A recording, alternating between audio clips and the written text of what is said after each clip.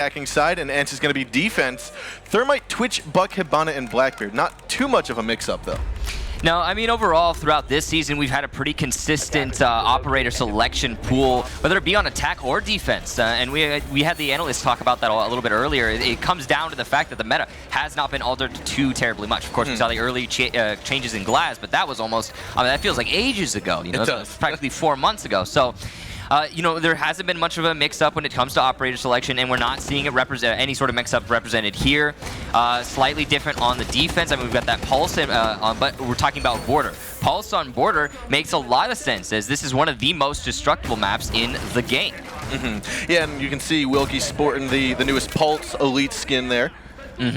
But no, in all seriousness here, this map and this bomb site in particular has been one of the most foundational maps from almost every team in the Pro League. Yeah, and we are going to be seeing ENCE eSports going for a CCTV hold. So there's been a little bit of discussion. It's not necessarily a definitive thing whether a team will decide to extend themselves into CCTV and try to maintain control over 75% of the top floor, or if they'll just play it passive in the bomb site and pseudo hold in office and go for that 50% maintain control. ENCE has opted for the 75, extending themselves a little bit more. Elevate might be able to capitalize on this if they get some early picks towards the B bomb site, because that means they'll be allowed to pressure in a lot heavier on this balcony. If they can get Boonsy down and deny that smoke coverage, then it's basically a free plan. Yeah, we can see because of all the pressure inside of the CCTV room that we are going to be seeing an East Balcony office room take. Now, the one thing that I'm still curious on how it's going to unfold is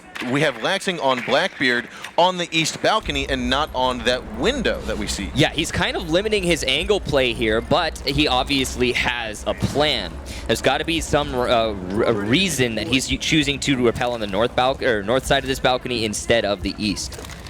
I mean, previously, for the most part, when a team is attacking into offices and B bomb site, they'll put that Blackbeard on the east balcony, and they'll be able to challenge through the office window as well as the B bomb site door, which it looks like this is what Laxing's setting themselves up to do right now. Now, the problem is they have to deal with Pinari and Wilkie in CCTV before they can really easily push in through that office, because as you can see, Pinari with that window, that mirror window, and those holes opened up in the office fountain walls, he has complete line of sight into office to deny this push. Now, it does look like we will see Skies move in towards the office. Pinari's just waiting for that perfect push, but he knows Laxing has that angle down tight, so Pinari's going to tuck away for the time being. We do have, looks like the first kill of the round, Kanto going down, as well as Wilkie. Shuttle picking up a double kill from underneath. And this is huge. Shuttle getting that vertical gameplay in his team's favor, and he even is playing as Buck, which means he can utilize it, not only denying the C4 from below. But there are only 45 seconds to go. We are going to need Chapstick to try to open up that office wall. Shuttle actually got to the bomb site. He's going to pick up Shate as well. Turns on over the side. Pinari's going to be the last man alive if the Skies get to kill. That's going to be a 4K for Shuttle. His first LAN, his first round at LAN, and he's picking up a 4K. What a great showing by Shuttle, and just Elevate as a whole there, reading into the ENCE defense and picking it apart one step at a time. They saw that the mirror window was present in CCTV, and instead of forcing out an office push as so many teams would do, they opted to try and get the pressure down on the roamers downstairs, and they absolutely did that with that swift double kill from Shuttle to start off the round. After they had the man advantage, then it was as simple as collapsing into the bomb site as a unit, as a team all at once, and they did just that. Now Elevate seemingly very strong here on Border. As predicted, this again is their most played map throughout this season. Agreed, and one of the things I'm not quite sure about with the defensive setup last round previously is, was there barbed wire in that middle corridor? Yeah, if there was or wasn't, that's one of the flaws. But on top of that, the window itself into that middle central office where you have the drop hatch also was not barricaded. Yeah, that is a big window to barricade. I mean, you can not barricade it, but if you don't barricade it, you have to have somebody staring at it with a gun so that they can hold that angle. Allowing Shuttle to waltz in through the main door of Armory was just catastrophic to that defense. Not to mention, of course, losing their two roamers downstairs and all that C4 coverage, and as well as just, I mean, just in general, just the man advantage being lost. Now, we have seen this particular spot before with Skies as well as Laxing, and I recall this game going up, I think it was against Vertical Gaming at the time, where Avian picked off Laxing and Skies round after round, trying to rotate back and forth between the CCTV room and the lockers. We saw Skies kind of dip out there for a moment to throw a Valkyrie camera out. Right. A little risky after being picked off previously in the season. Yeah, and that tower that we just got zoomed in on is where they choose or where they can challenge that rotation. It's a very common rotation between Armory and CCTV, but obviously a lot of teams are privy to that now, and they choose not to like overextend themselves anymore. It looks like ENCE might be setting themselves up to take onto the B bomb side. Boonsey going to be pressuring on through this north white balcony. He's got to deal with a castle barricade, and since he doesn't have any breaching charges, it's going to come down to him meleeing it down. Yeah, and this is also one of those times where you might just want to bring your Ashe over, get that open, because you don't want a C4 coming off, because if that C4, that impact grenade is perfectly timed, it could do a massive damage to your Blackbeard. Pinari going to start us off with a kill onto Skies. I think that was the run out. Good bait there by Pinari, seeing the Valkyrie cam, expecting the run out and getting that kill. That's also going to be followed up by Shate with the kill on to Chapstick. And now ENCE have full control over CCTV. Whoa! Good kill there by Pinari, actually downing England. He's going to be tucked away inside a fountain and will not be able to get revived. So with that, that means it's going to be a 5-on-2 with Shuttle and Laxing, last two alive. Now Shuttle's going to be tucked away inside of the A site. Inside of the B site. Laxing, though, last man alive as Boonsey picked up that kill on the Shuttle. It's now a 5-on-1, and Laxing tags one down inside of the server rooms, and we also are going to have Cantor Raketti now peeking on, holding the angle here from the side, sees him, and gets the shot nice and easy. What an excellent attack there from ENCE eSports, and very counter to what we saw from Elevate. Instead of pressuring hard onto the roamers downstairs and trying to force out that office take, they simply moved over to CCTV, got an efficient take onto CCTV, and then pressured into the bomb site from there. I mean, the interesting thing about that is they countered the exact way that Elevate was attempting to hold CCTV, which is, throughout the Pro League season, we've seen it be pretty airtight. We put you put a mirror window facing onto the balcony outside CCTV, you put the mirror window facing into the hallway CCTV, and then you have pretty much full coverage. It's really difficult for the attackers to get any pressure in there. But because ENCE simply won their fights as they were challenged, it honestly didn't matter. If you're gonna try and deny that balcony control, you have to be able to kill the guys as they get onto the balcony. Now, one of the things that we constantly talk about here is either this being a full defensive map or a full attack map from time to time. It looks as though how dominating these past two defensive rounds, or these past two attack rounds were, that we are going to see this go in favor of the attackers multiple times, because now they're going downstairs. Instead of opting to try again at the same bomb site, they're going downstairs into ventilation. Yeah, and this is a good rotation, I think, from ENCE. Sometimes in the Pro League, you'll see a team try and hammer out the same bomb site. All right, we lost here, but we can try it again. We'll see if we can make it work a second time. And when it comes to the finals, the risks are too high. If you lose on the first round on your Armory defense, you need to mix it up and try to find something that absolutely works. You got to be airtight about your holds. Now, this is really early control on the east stairs here from Shuttle. He's already pressuring onto offices, and you can see the way that Elevate's trying to attack onto this bomb site. They take control of office, they take control of archives. Once they have that control, or they can do one of two things. They can force out full top floor control and go into Armory, or they could just push in through the bathroom tellers downstairs without having to worry about those vertical holes being used by the defenders. Now we are going to have Pinari tucked away inside of the offices here, inside of the little archives. Right over the balcony, right over the archway, you might have a flashbang or so tucked in before they go and push him. They're just trying to figure out exactly where he is. Boonsey's got his yokai right above. I think Shuttle saw it. And with that, Sky's actually going to move into Fountain. He's going to actually bait it on out.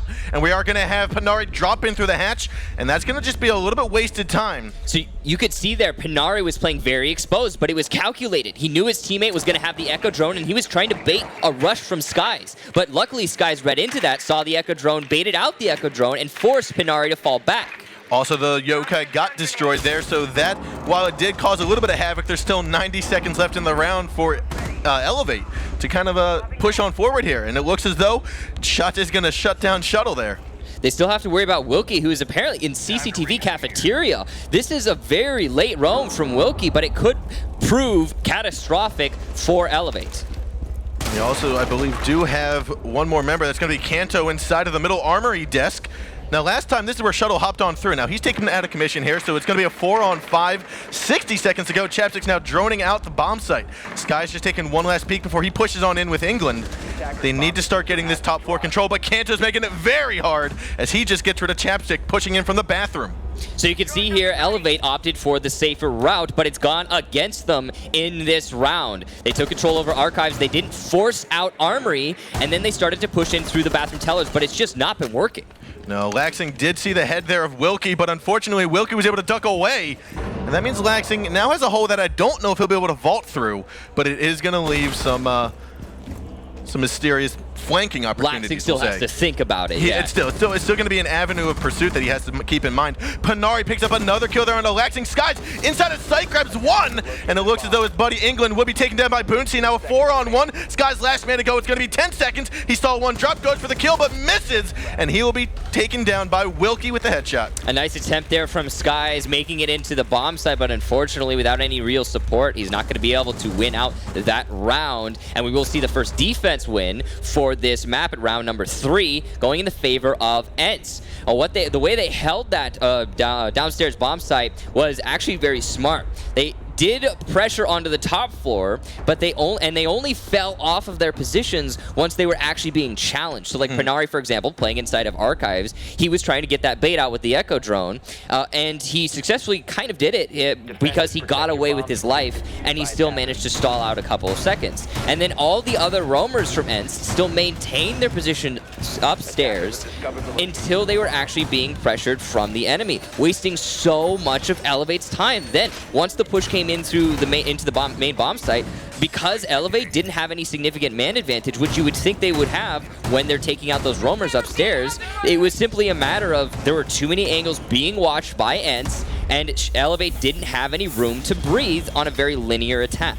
I really like what Cantor Raketti did last defensive round. He was inside of the middle armory desk, and like you said, he stayed until he got a little bit of pressure, but he also got the call from his team that the bathroom walls had been opened up, that there was someone inside the bathroom. He dropped on top of the lockers, kept on that angle, and picked up Chapstick, picked up that kill there inside of the bathroom. Yeah, it's kind of hard to see things downstairs in ventilation, and having that elevation gives you a little bit of a more perspective on what you're looking at. And Kanto, obviously, the shot onto that hold is just made so much easier by that elevation. Yep.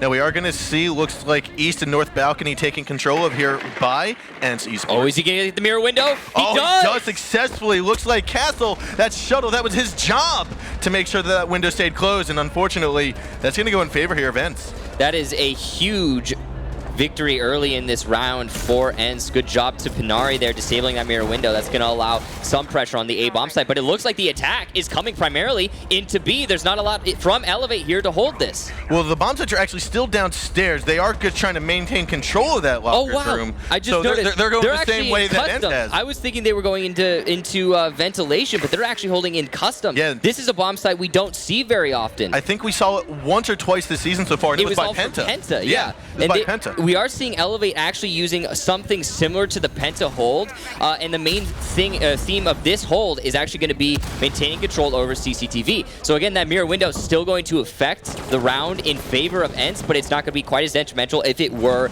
a ventilation.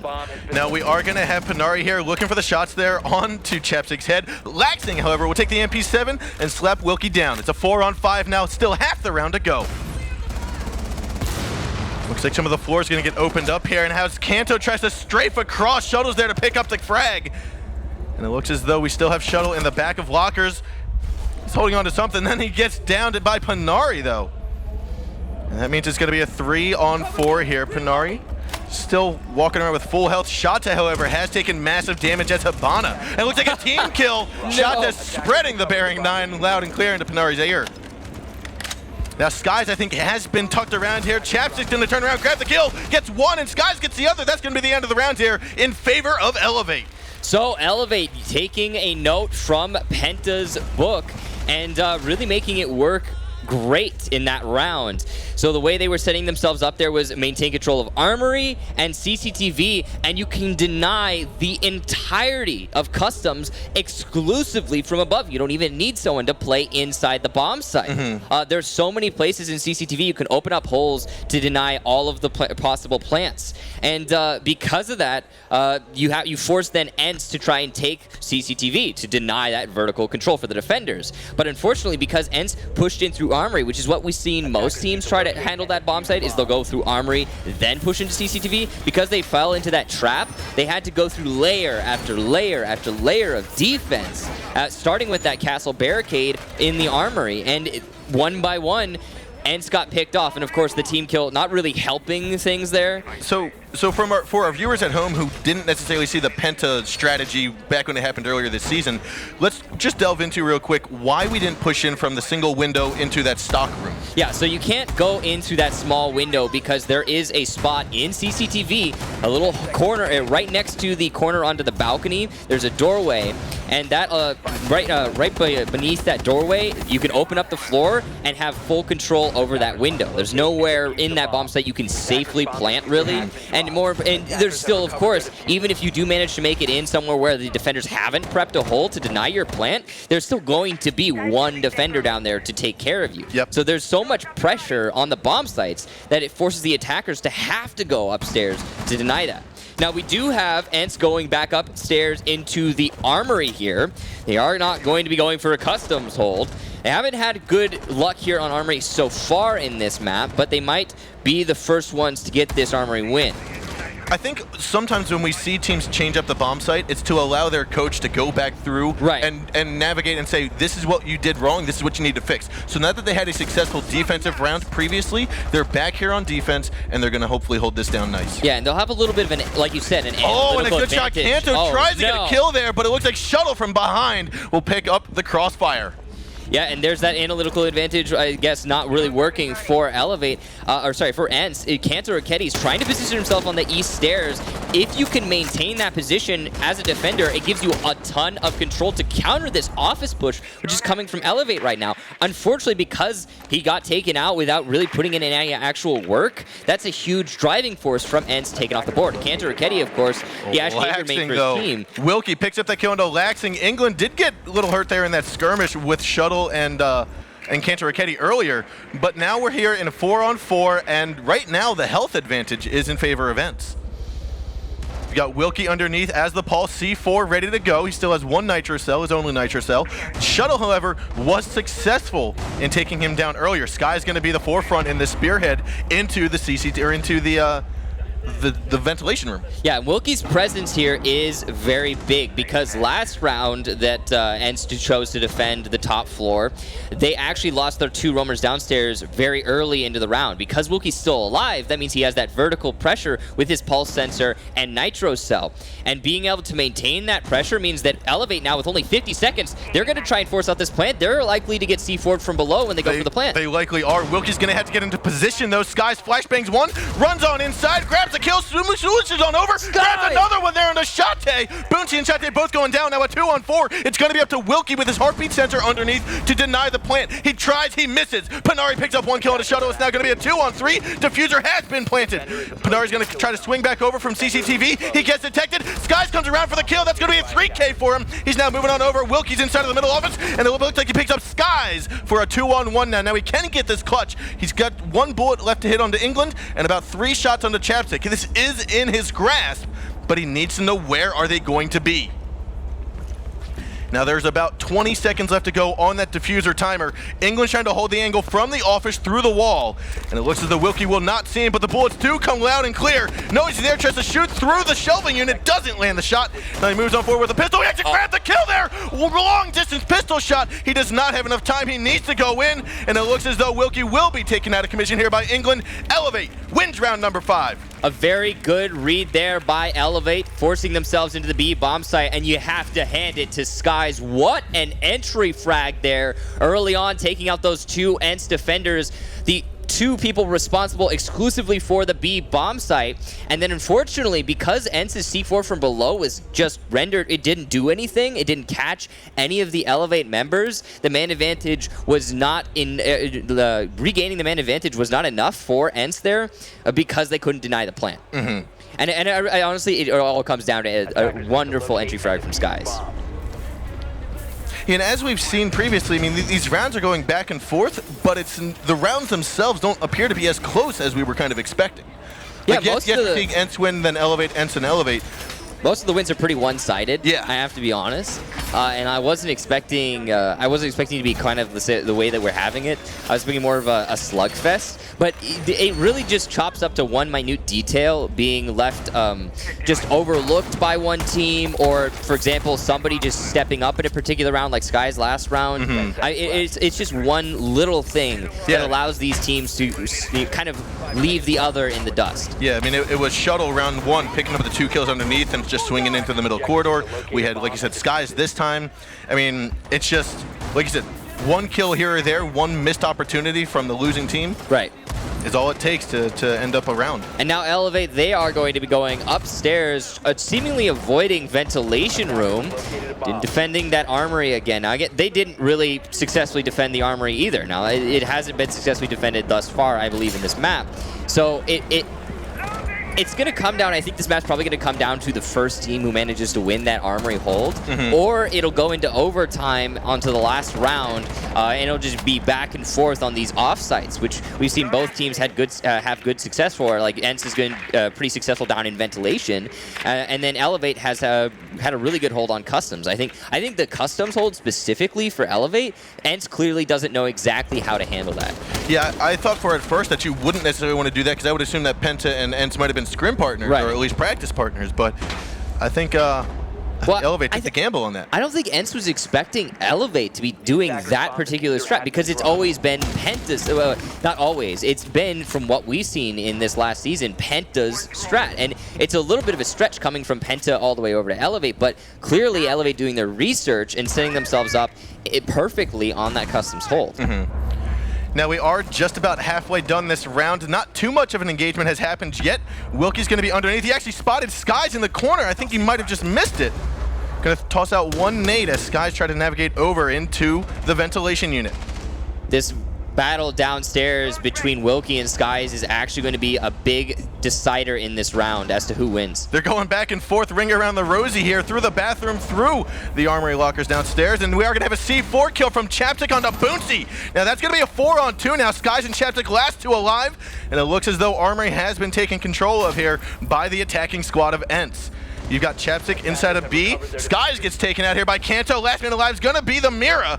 With the Vector in hand, Panari's going to be in the far side of half wall. Shotti's going to get that plant down, and we are going to have Wilkie try to cover the main hallway. And Panari just peeks on around, grabs that headshot, and it's back to a 3-3 tie at the moment. A great round there from Panari, I believe a 4K. Good entry into the bomb site. Pretty much just waltzed on in through the A door and got 2 kills, a 3rd to follow up under the smoke, and then finished it off there. As you can see, I think honestly it just comes down to Elevate not holding the ankle into the A door. A little bit of interesting strat from ENCE, but honestly it was pretty straightforward. I mean, that was a very quick push as well. I mean, as soon as it said there was half the round was over, you could just started going. You could call it a rush in a sense, but they were running through 2 layers of barbed wire on that A wall, and they still managed to just kind of waltz on through. It's opportunities like that when you spot them and take advantage of it, that's what's going to get you the win, and that's exactly what happened there. So it really just comes down to, I guess, Elevate not holding onto that door well enough, and a great round from Panari. Now, still armory unsuccessfully defended so far. ENCE is going to be going back upstairs, and we'll see if they're going to be able to break away from the pack here. Yeah, they are going to be, like you said, going back up top here. This is their 3rd attempt. They haven't been successful their previous 2, and so hopefully they're going to change it up a bit. They are still going to maintain the CCTV room's line of sight into the fountain, into the offices. It mostly seems like the same kind of setup here from ENCE. I don't see much differences. I think a lot of it's going to come down to, again, that roam game downstairs. Wilkie stayed alive last time they went here, but even though he stayed alive, he didn't actually manage to put in any work for his team. Yep. He almost clutched it, right? But almost. That was towards the end. Protecting his teammates, denying the plant, that didn't happen. And we really need Wilkie to not only stay alive downstairs, but more importantly, actually be able to deny that plant this time, as it seems yet again, Elevate will be attacking onto the B-bomb site. Coming in at the east stairs early on in this round, England's going to now have control of that, and that's going to be their little beachhead to start the attack off. They, of course, are going to have to deal with Panari on this mirror window playing from the CCTV, but they've done pretty well in handling that mirror window in the past. Laxing, for example, just standing in offices using his Blackbeard shield to challenge that angle and denying Panari peeking around the corner of the mirror window. So here we are. We're actually going to have the Thermite and Hibana together. I think previously we had Chapstick on Thatcher, or someone on Thatcher. It was Laxing. I think it was Laxing on Thatcher, actually. Surprising. Might have been, yeah. Even though, Laxing's a really good Blackbeard. He's arguably one of the better Blackbeards coming out of North America. And having him, he's been playing Thatcher a couple times in this match. It's a little bit weird to see because he's such a driving force with on Blackbeard with his role here. Right now, for example, he's like I said, he's denying that mirror window. Panari can't do much work from that corner because of Laxing's presence. And we are going to have Kanto, opened up a little punch hole, but it looks as though I think that was Skies who saw it.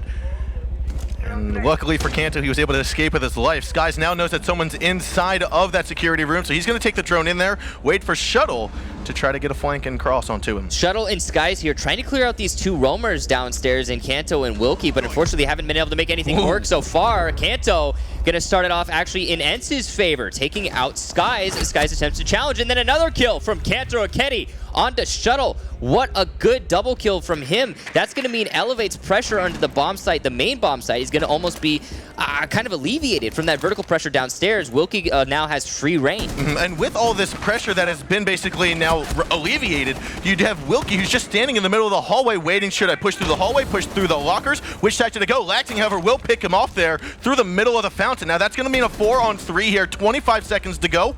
Laxing's got to be a little more careful with his bullets. Kanto, however, is coming up from behind on the east stairwell. Looks as though a C4 kill from Shate will land on England, and it looks like Kanto and Shate finish off the round here, and finally able to secure this round. Third time is a charm. And ladies and gentlemen, do not underestimate the importance of a first successful defense on a bomb site that neither team has had any luck on so far in the map. That not only puts it on a match point for ENCE on this first map, but more importantly, they are now taken away from the pack as Elevate are going to be the ones who have to get their successful defense. Now, I think they can actually go down into customs should they choose again, but I don't think they're going to do that with the lack of a castle. No, there it is, the castle. So we are going to actually, bathroom tellers, in fact, going to be for Elevate. They haven't gone here yet.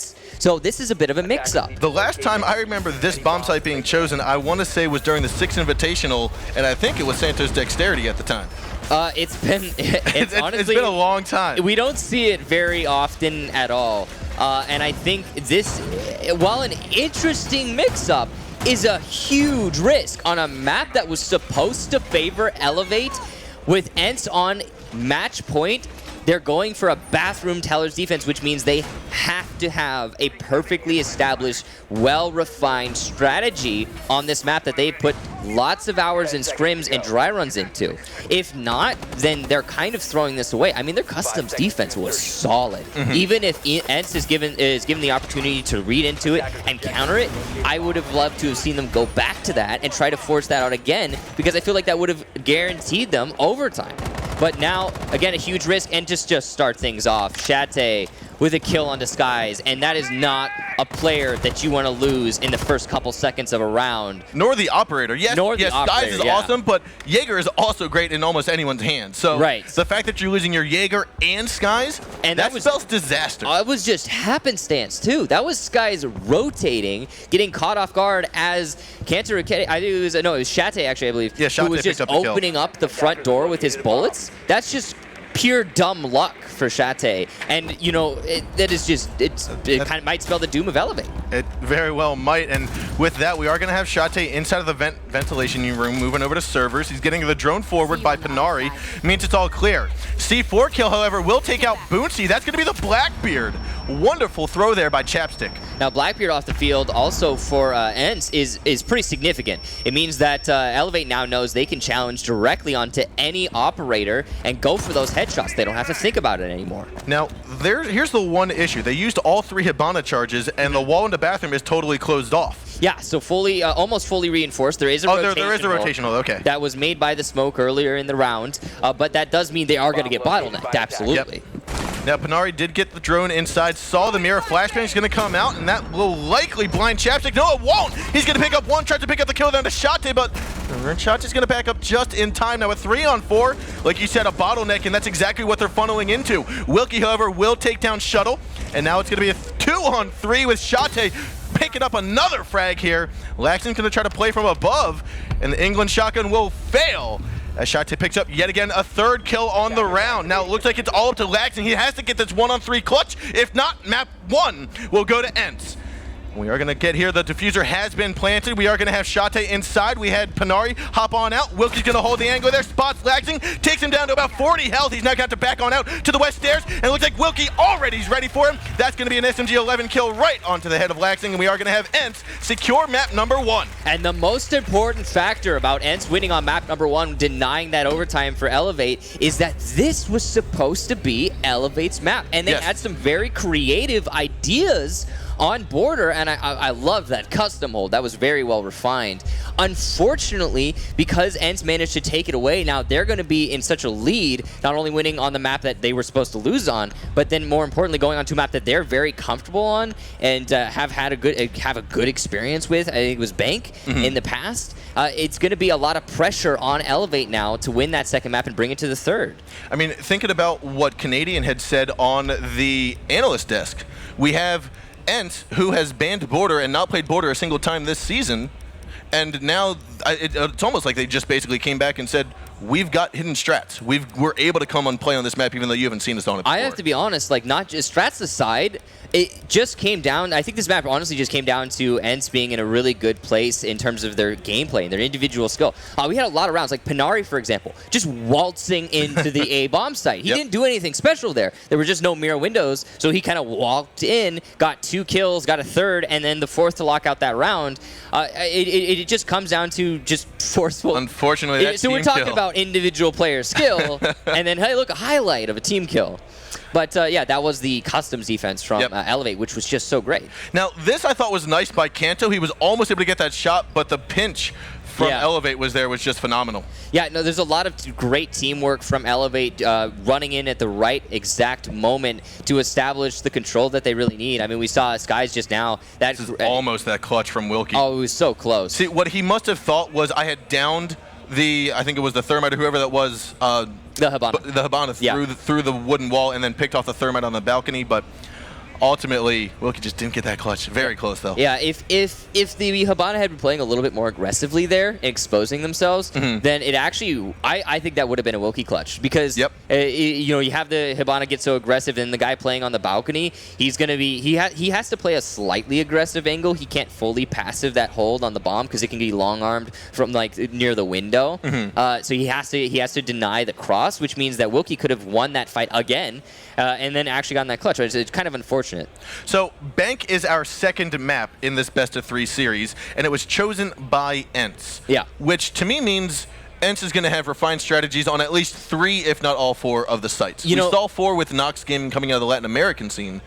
But we kind of said that top 4 still has a lot of development on it. Yeah, so ENCE has played Bank this season. They've got some experience on it, but it's not one of their more played maps. I think they've had played, but I think once.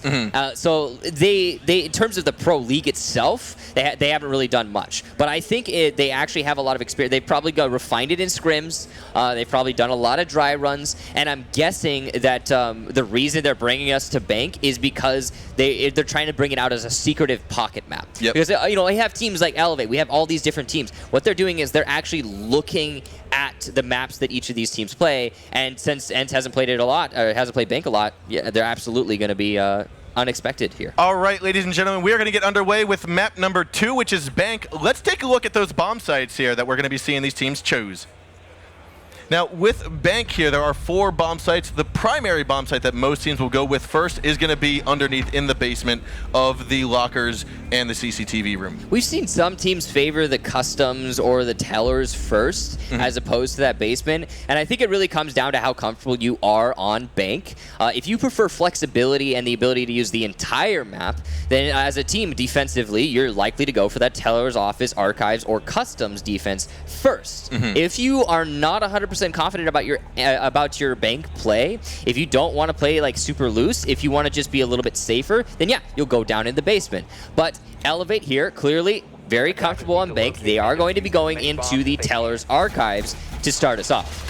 Now, I'd say a little different strategy here. What I'm used to seeing at least is having a mirror on your squad for this defensive hold. A lot of times you see the open area being hold, or you have the wall inside of that middle office also looking towards kitchen or open area. I would argue that for open area, maybe a mirror is necessary, but I think on every single bomb site here, the mirror isn't essential. As opposed to some other maps, I don't think mirror is essential anywhere here on Bank. I think she's very important and I think very useful for a team if you're going down into the basement. But when it comes to Teller's archives, I don't think that she's an operator you necessarily need. I think what you should be going for is more area denial and mobility. And that's exactly what Elevate had brought to the field here. Nothing but mobility and aerial denial. And then I guess a little bit information gathering on that Valkyrie, but still, you know, factoring in the mobility. No 3 armors here for the Elevate lineup. You've got 3 speeds on the team here. You've got Pulse, Jaeger, and Bandit. That's going to be Skies, Shuttle, and Laxing. Now, we are getting underway with round number 1 of map number 2 here. Wilkie's going to go all the way to the roof with Panari. And they're looking to just get over to, I believe, the windows of the CEO office or Skylight Lounge. Yeah, it's likely they're going to want to try and establish control, or ENCE is going to try to establish control over CEO to start this round off. Because once you have CEO control, you could start opening up holes in the floor, and you have complete vertical dominance over archives. The entire floor is, of course, breachable. So if you bring a sledge and a buck, for example, you can open up the entire floor. ENCE just having the sledge, they'll still have plenty of control, though. We are going to have Shate pushed pretty far into the main lobby. And this is actually not to be undervalued in terms of control for the attackers. Having that main lobby affords you a huge beachhead and a lot of there's no woods for the defenders to come out of and trying to get a sneaky flank on you. Now, when you are approaching that elevator hallway, most of the time you're worried about people from above. Right. We do have, I believe, that is Shuttle underneath of that stairway, so that could lead for a little bit of a surprise attack. However, I think they're just going to place a drone and keep it nice and safe distance. Wilkie's drone did actually pass by the stairs without going downstairs, which means that Shuttle still has yet to be detected. So ENCE is unaware of his presence there. However, I'm sure they'll be very cautious of now they're absolutely going to be watching the bottom stairs. They're not going to get flanked on from that. Now, I think Kantaraketi and Wilkie have realized that the top 4 control is just going to be easy to get, as there is no defender from Elevate above. There's going to be Shuttle and Laxing downstairs. Like we saw, Shuttle got droned out. Laxing still might be undetected, but they are aware of that downstairs presence. So a very simple strategy being executed by ENCE right now. They have that top stairs control, and now using those ass charges, they've cut off the rotation from the B to the A bomb site, which is allowing ENCE to push in through this main lobby with much less resistance. Kanto is going to get it down onto Chapstick, but unbeknownst to him, as Boonsy finishes him off. Yep, and there it is going to be to kick off the first round. It's going to be a 4-on-5, 30 seconds to go. Sky's going to be prone with a heartbeat sensor in hand as England tries to hold onto the left door. Now Boonsy is here. C4 is going to come on through. C4 gets exploded but misses its target. Kantaraketi will be removed from play by Laxing. Shuttle somehow managed to get all the way to the top, coming around for a nice flank. England grabs that C4 kill into Shate. The ENCE attack is now falling apart, and it looks as though we are going to have a 2-on-4 now, 1-on-4 with Panari. Last man alive diffuser was planted, but it is going to get destroyed as Panari comes swinging around, and Shuttle is there to answer. We are going to have Elevate secure round number 1 here on Bank. A great collapse there by Elevate. It seemed like they lost control of the round, but an explosive retake onto the tellers from above and below allowed them to establish a man advantage and then just deny the diffuser outright. Because they caught ENCE in that transition period, they kind of with their pants down. And more importantly, funny. We had a couple of examples there for the Blackbeard holding from the teller's door onto the rotation, just not winning that fight outright. Because of that elevate, they managed to stretch their man advantage to a point at which it was unrecoverable for ENCE. And I thought ENCE had it in the bag, especially once the Pulse had missed the C4 toss from Archives through the hole in the top of the wall over towards that desk that we saw them trying to move in and plan at. Yeah, I was extremely surprised that that round kind of got taken away from ENCE, but it was just a great explosive retake from Elevate, and that's all it really comes down to. ENCE is, instead of going upstairs, going to opt for a basement hold to start themselves off on their defense. This is a little bit more commonplace. They are going to be ringing that mirror that you talked about for this downstairs hold. That's likely to go in the red hallway, facing towards the A bomb site. Or actually, wow, this is interesting. So they're actually going to be putting the mirror window inside of B, facing towards the A wall, and they're likely to open up that A wall quite a lot. This is a much more passive hold from ENCE. But the worry is if, that makes sense. They're going to use that to deny garage. Right. What they have to worry about, though, is the drop hatch above. Yeah, so they're kind of overextending themselves a little bit in a sense by underextending themselves. It's weird. So the problem that you would have with the mirror window they're placing inside B is that's easily contested from garage, right? So that's why they put that mirror window on the reinforced wall towards garage. But then, like you said, there's just a drop down that can be very easily opened by the attackers that will completely deny that mirror window. So the whole thing kind of falls apart if Elevate can read into it and actually put someone in a position to push in from garage at the right moment. Now, Panari in this position behind that server stack is pretty much like trying to thread a needle blindfolded. You have a very sliver angle to either try to get this shot onto Laxing or to get your C4 without getting hit in return. Yeah, and this is good teamwork between Wilkie and the Valkyrie, or Panari. Panari has the C4 prepped and ready, and Wilkie's just waiting for the heartbeat to say, hey, throw it now, detonate it now, because, I mean, that's at least one free kill already. Kanto roaming pretty deep inside of the bank upstairs. He is going to be, I think, catching Elevate off guard, as they're probably not going to be expecting such a deep roam. But Shuttle is going to detect Kanto Raketti, and it's going to get called out. It's likely Elevate's about to collapse on him. Now, we don't talk too much about Jackal on this map in the sense that he's kind of a staple for many teams playing Jackal on this map because it is such a very large map with a lot of roaming. We know that those footsteps stay around for 90 seconds, which means Kanto will be spotted out here as Skies, I believe, he hasn't used his line of sight yet, or his ability. The big thing here is that even though Kanto Raketti has still sneaked away and he's still roaming, as soon as Skies gets the footsteps, it basically Kanto has to fall all the way back to bomb site. He doesn't have a choice. He can't roam when his footsteps are being tracked. It's just too dangerous. Now, this entire play is going to be up to Smoke. It's going to be Boonsy to toss the gas grenade over the mirror window because they know Chaps is going to go for the plant. Now there's 50 seconds left, and they haven't actually spotted it yet. There's the gas grenade. Chaps is going to try to navigate out. That's one gas grenade baited out. Second gas grenade gets baited out. That means there's only going to be one gas grenade to hold for 30 seconds. That's going to be a very tough feat. And still has C4, though. Ooh, Shotzi trying to come around. He doesn't know that Skies is here. And I don't think Skies saw him either. So there's Shotzi's going to peek on up. Skies sees it, takes him on down. And that's going to be a kill as Kanto and Shuttle both pick up a kill. England also gets one. And we are going to have Boonsy return fire and get a frag on his Skies. It's now going to be a 2-on-3 here. 20 seconds ago. Plant will go down as the forcefulness from Elevate is pushing on in. Wilkie tags one. The other gets down. There's the last one. Wilkie gets a double kill to win the first and second round here. That's going to be a tie 1-1 at the moment here. ENCE and Elevate going head-to-head. A good defense there from ENCE, and again, an explosive retake, but in this instance for the opposite team. It seemed like things similar to the previous round, except again, opposite team, seemed like things were going in Elevate's favor. They denied the flank, their push was going well into the bomb site, but then ENCE just returned with that fire and managed to get the refrags after the refrags, and then just stretched that man lead so much back into their advantage. I think what happened there, the biggest missed opportunity or biggest mistake that Elevate made was after Skies got that kill onto Shate inside of the open area, he misplaced his footing and he fell through the drop hatch, and so he just had to go for the rush into the locker room, and that unfortunately led to his death, and there was no more top 4 coverage. I think it might have actually been an intentional push from Skies. I think he was trying to maintain that momentum. Say, all right, we got this kill. Let's just go, go, go. Let's force it out now. But you're right, it would have been smarter if he had just stayed upstairs and used that drop down.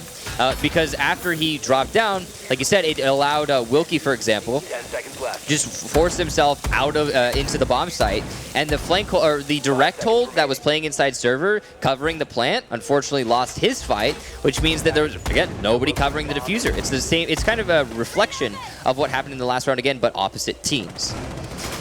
Now, ENCE starting themselves out on attack of the basement, which is where Elevate is going for their second hold. Obviously, again, they are a little bit odder, a little bit different than what we're used to seeing. They chose to go to Teller's first round instead of the basement. And we'll see if they can make this basement hold work, you know. ENCE looks like they're going to want to start to take from open area, try to get those drop downs open. This is pretty common when it comes to an attack on the basement on bank. Get the drop downs open, establish that vertical dominance on the A-bomb site, maintain that vertical dominance on the A-bomb site. Again, what Elevate failed to do last round, and then get the bomb plant, or the diffuser plant. Now, if I was going to say, I might have missaw that, and I did missee it. I didn't think they reinforced the drop hatches. Right. They were just going to leave them soft so they could kind of bait them into that open area, play from above. But no, they did reinforce those hatches. They are getting opened up right now by Kafe. And Sky is playing aggressively on the top of the server stairs here. We are going to have Boonsy. I believe he's inside of the kitchen already, waiting for Skies or anyone to make a peek as Panari comes swinging around with the diffuser in hand. This is smart from ENCE. They are expecting aggression from Elevate. There it is. Good coverage. Wonderful job there by Boonsy and the rest of ENCE. Yeah, nice attempt from Skies, but unfortunately ENCE has kind of figured it out. You know, one of the great redeeming qualities of Elevate is their ability to gauge their aggression, play passively, but also just spontaneously peek an angle. And in this instance, it really did work against them, as ENCE is, yeah, they've got their number. So here we have it. Still plenty of time for ENCE to get in position. All the drop hatches necessary have been opened up. There's not going to be anyone inside of the servers, so that means servers will have control, and we are going to see a push come in from that northeast section of A. Elevate, instead of putting their mirror window inside of the B-bomb side, they have opted to put it in the red hole, or red hall. Much more common than we're used to. Now, Shuttle is still roaming on the main floor, and I don't quite know if ENCE is merely just covering their flank or if they're unaware of his presence. Looks as though Shate is going to be pushing in from Garage. The wall has been opened up. That's going to deny Red Hall. Chapstick is going to have to be very cautious now. We've seen a couple instances of those late roams actually not being as successful as they should be. Laxing with an aggressive push is going to take out Panari and Bunsi. What a great Double push by kill him. there. Shuttle, though, also getting one. Laxing getting a triple kill. Oh! He gets the 4K there, and Elevate's going to secure round number 3. What a flank, and just a tremendous feat here for Laxing. He had the backs of the three of the 4 people he killed that round. Great positioning from Laxing. Took what seemed like a well-calculated, well-orchestrated attack from ENCE and just completely flopped it. So that is 3 rounds in a row where it was the round was in the bag of one team and the other team just came right back around. You know, honestly, that was probably the most one-sided round we've had so far because, I mean, ENCE didn't even have a chance to execute their attack. Most of their strategy was they set themselves up to attack, and they were positioning themselves to make that push actually happen. They were going for their explosive take, but they just didn't get the opportunity because of Laxing's aggressive, well-timed push onto their flank. Now, I am liking the Fuse play here. We're going to have to stick with England and see just exactly what he's going to do with this. We don't see Fuse too much on any map to be honest. Chalet is his most commonly picked map, but on a map like Bank, he can be useful, especially towards the tellers, which is where ENCE eSports is going right now. They're going for that tellers hold. Neither of these teams choosing to go to customs yet. We could see some mix-ups. Obviously, we did see mix-ups from Elevate on Border previously. So, I mean, I expect to see some rotation at some point. But, yeah, no, if, as Elevate, they can establish control over CEO, those fuse charges can be extremely useful. Interesting mirror window going to be set up by ENCE. That mirror window, I like the one also by the tellers. That's going to allow for at least information gathering. Probably not going to be getting many kills using that, but at least you're going to know, okay, they're pushing from tellers. The one towards small office is actually going to be great because that means that ENCE doesn't have to fully reinforce that wall. They can keep a rotation hold there for them to get those flanks off, but they can also maintain control over small office using the mirror window and deny the attacker's use of said rotation hold. For ENCE, they are going to be in that 3-2 split. Wilkie, Panari, and Cantor-Arcadi going to be top side as Shuttle is going to navigate to the top and hopefully get into a little bit of confrontation here. He does have Laxing and England with him. So you can, as a defender on Archive's Teller, not hold the top floor, but it's so much more dangerous. And I think ENCE choosing to hold down this top floor instead of what we saw Elevate do is probably way more up their wheelhouse in terms of what ENCE is used to doing, maintaining control tactically of the map. Now, Kanto right here is trying to deny Fuse. He knows that it is likely Elevate's going to be bringing a Fuse, and so he's trying to make sure they do not get control of the CEO office. Skies, however, is going to try to pinch onto the stairwell here. I think that's Panari that's inside. Wilkie's going to be inside of the janitor closet. Right next to him where Skies is going to be, actually gets that shot onto Panari. And unfortunately, that's going to be Bandit down. First man down of the round. It's going to be a minute 30 left to go. Kanto picks up that frag onto the Fuse. That's going to be England. Skies tries to rush on in after flashbangs. Wilkie says no, closed his eyes in time, and that's going to be a very successful frag and a kill there. So far, Elevate have been unsuccessful in their push to the top floor. ENCE with a great hold upstairs, but it's still recoverable for Elevate. And Shuttle has been so good at dealing with these roamers in the past.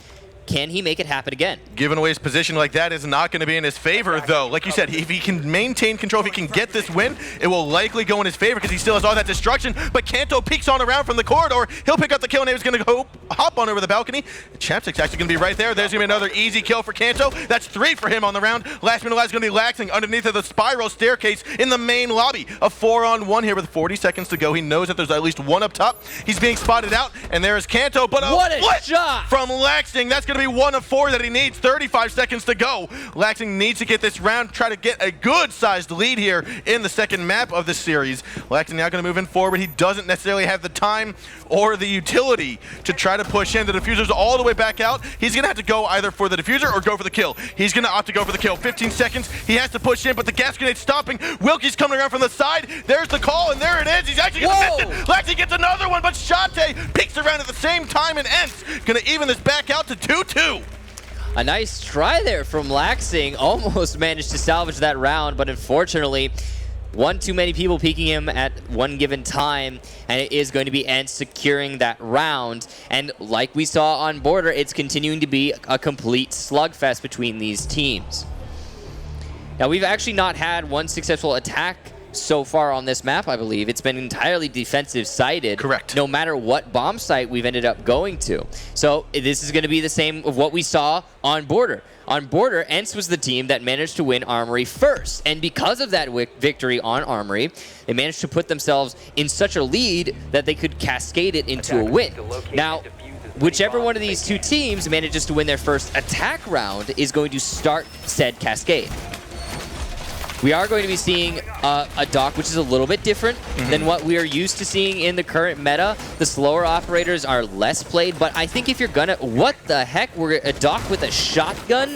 Hey! Okay, so, I mean, dock is a little bit different, right? He's a variation, but dock with a shotgun is completely abnormal. This is the first time we've ever seen, I think, a GIGN member with a shotgun in the Pro League. Can't you put a grip on that? You can. Yeah, there's no grip. That's interesting that there's no grip on there from England if you're going to be bringing it. I mean, why not, right? But it's just been an oversight. But whatever the case is, we do have a dock with a shotgun in hand here inside of the archives. Yeah, and still okay. So the great thing about dock is if you're going to be anchoring hard on the bomb site, which is how Elevate have been holding archives. They've been very hard anchoring inside the bomb site, not really pushing out for that top floor control like we saw ENCE do in the previous round. If you're going to be doing that, if you're opting for that sort of strategy, then having Doc to heal up your teammates gives you so many more options, and it will probably salvage them this round, if anything. Now, I want to say the one caveat that I saw to Elevate changing it up and bringing the Doc instead of the Pulse is the fact that you're going to have that less information. You're not going to know exactly what side they're pushing from or how many are pushing from that side, which is vital information for Shuttle and Laxing to try to get that flank. One thing that's great about Bank is that it is really big. There's lots of little small nooks and crannies and places to hide Valkyrie cameras. Unfortunately, in this instance, ENCE has spotted out the main lobby Valkyrie camera, but in a lot of cases, you can hide those Valkyrie cameras to the point at which even pro players will struggle to find them. So there's less information gathering, absolutely, but I guess Elevate was just trying to pin their hopes on the Valkyrie. Now Laxing is going to be at the top of the server stairs yet again here, and Kanto keeping an eye on it as Wilkie tries to progress into the top floor. So the way that ENCE attacked onto this bomb site last time was they came from the main lobby almost entirely. They also pressured somewhat vertically, but only with the Ash. Will they go for that again, or are they going to actually have Sledge come upstairs and open up more holes? Kanto takes a little bit of damage from his own breaching charge, but he's just getting rid of the batteries at the moment, which is going to allow for Shate to open up that Teller's wall. He's likely going to want to cut off the rotation between the bomb sites with his second Ash charge, and I think that's what he's just done. Those flashbangs are going to force England off of the main Teller's door, and now Shate is going to start opening up the Teller's wall. You actually saw the C4 from underneath come on out. I think that might have been through Shuttle. However, there is that shotgun kill from England, and that's got to be what it's for, that vertical play. He's just going to pick off the feet there of Kantaraketi and down off the Ash. Sky still roaming around up top, coming out of the janitor's closet. Wilkie, with his gun in hand, is going to try to run out of this meeting hall. Looks like he'll come into a confrontation with Skies. Doesn't even look left before crossing, and Laxing is there to get the shots. The Laxing Skies Roam duo is honestly iconic, and here you can see it in full force, putting in a lot of work. They even have a third in Shuttle.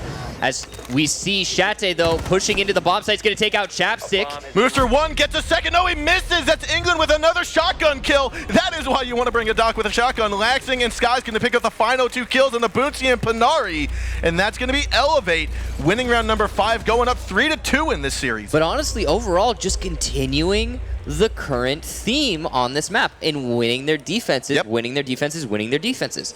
So again, it's going to come down to the team that can pull away from that. If Elevate right now win on attack, that's putting them on match point. Of course, that's going to be an advantageous position, but more importantly, then they get to defend again, and that's going to be putting the pressure all on to ENCE to win their first attack. So it really just comes down to whoever wins their first attack. If we don't see anyone win an attack round, it's just going to go round, back and forth, back and forth, back and forth until we get to overtime match point. Yep.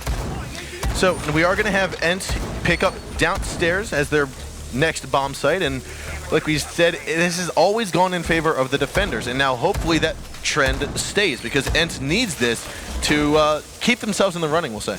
Yeah, and if it would be much, obviously you don't want to give a team like Elevate a third map. If ENCE can get this second map cinched up and finished off, then they're going to be very happy moving into those semis. Yeah, for those of you that are just joining in now, this is map number 2.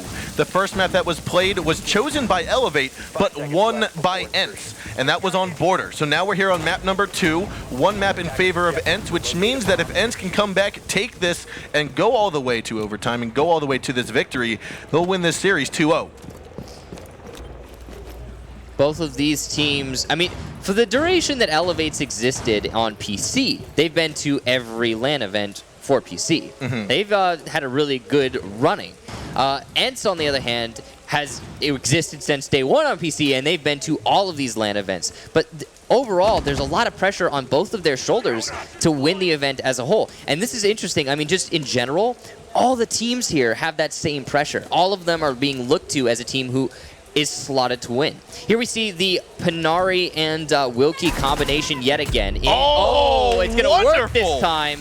Wonderful C4, and that's what I was talking about, threading a needle blindfolded, is you have just a very minute amount of time to get that C4 tossed out. He took massive damage, but he got the kill there onto Laxing. You have to imagine if Laxing had committed to that kill onto Panari, would he have denied the C4 by simply killing Valkyrie before she could detonate it?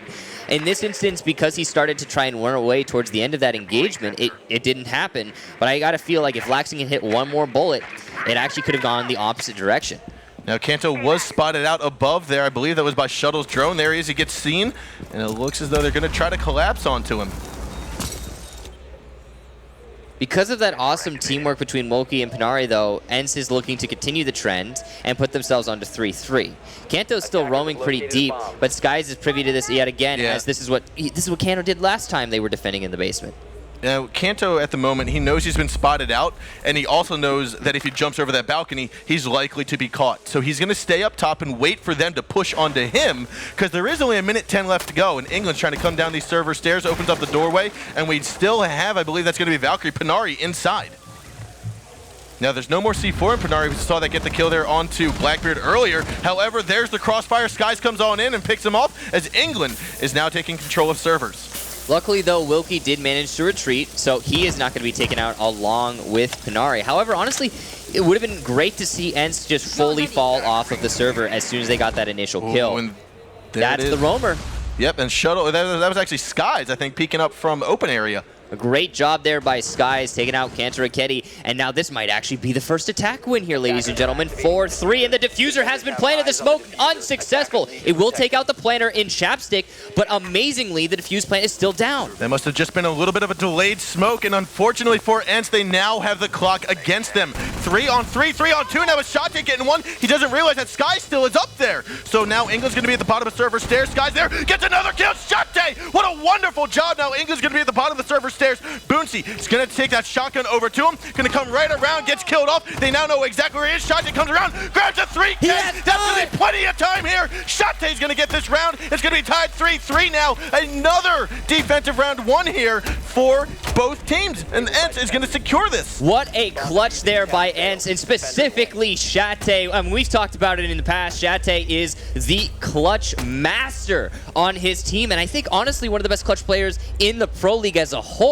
I mean, we saw in the highlight reel for the team that clutch against Supremacy, 1 versus 5 with Pulse. He's got so many other clutches that are amazing, notched into his belt, and that's just another one to add.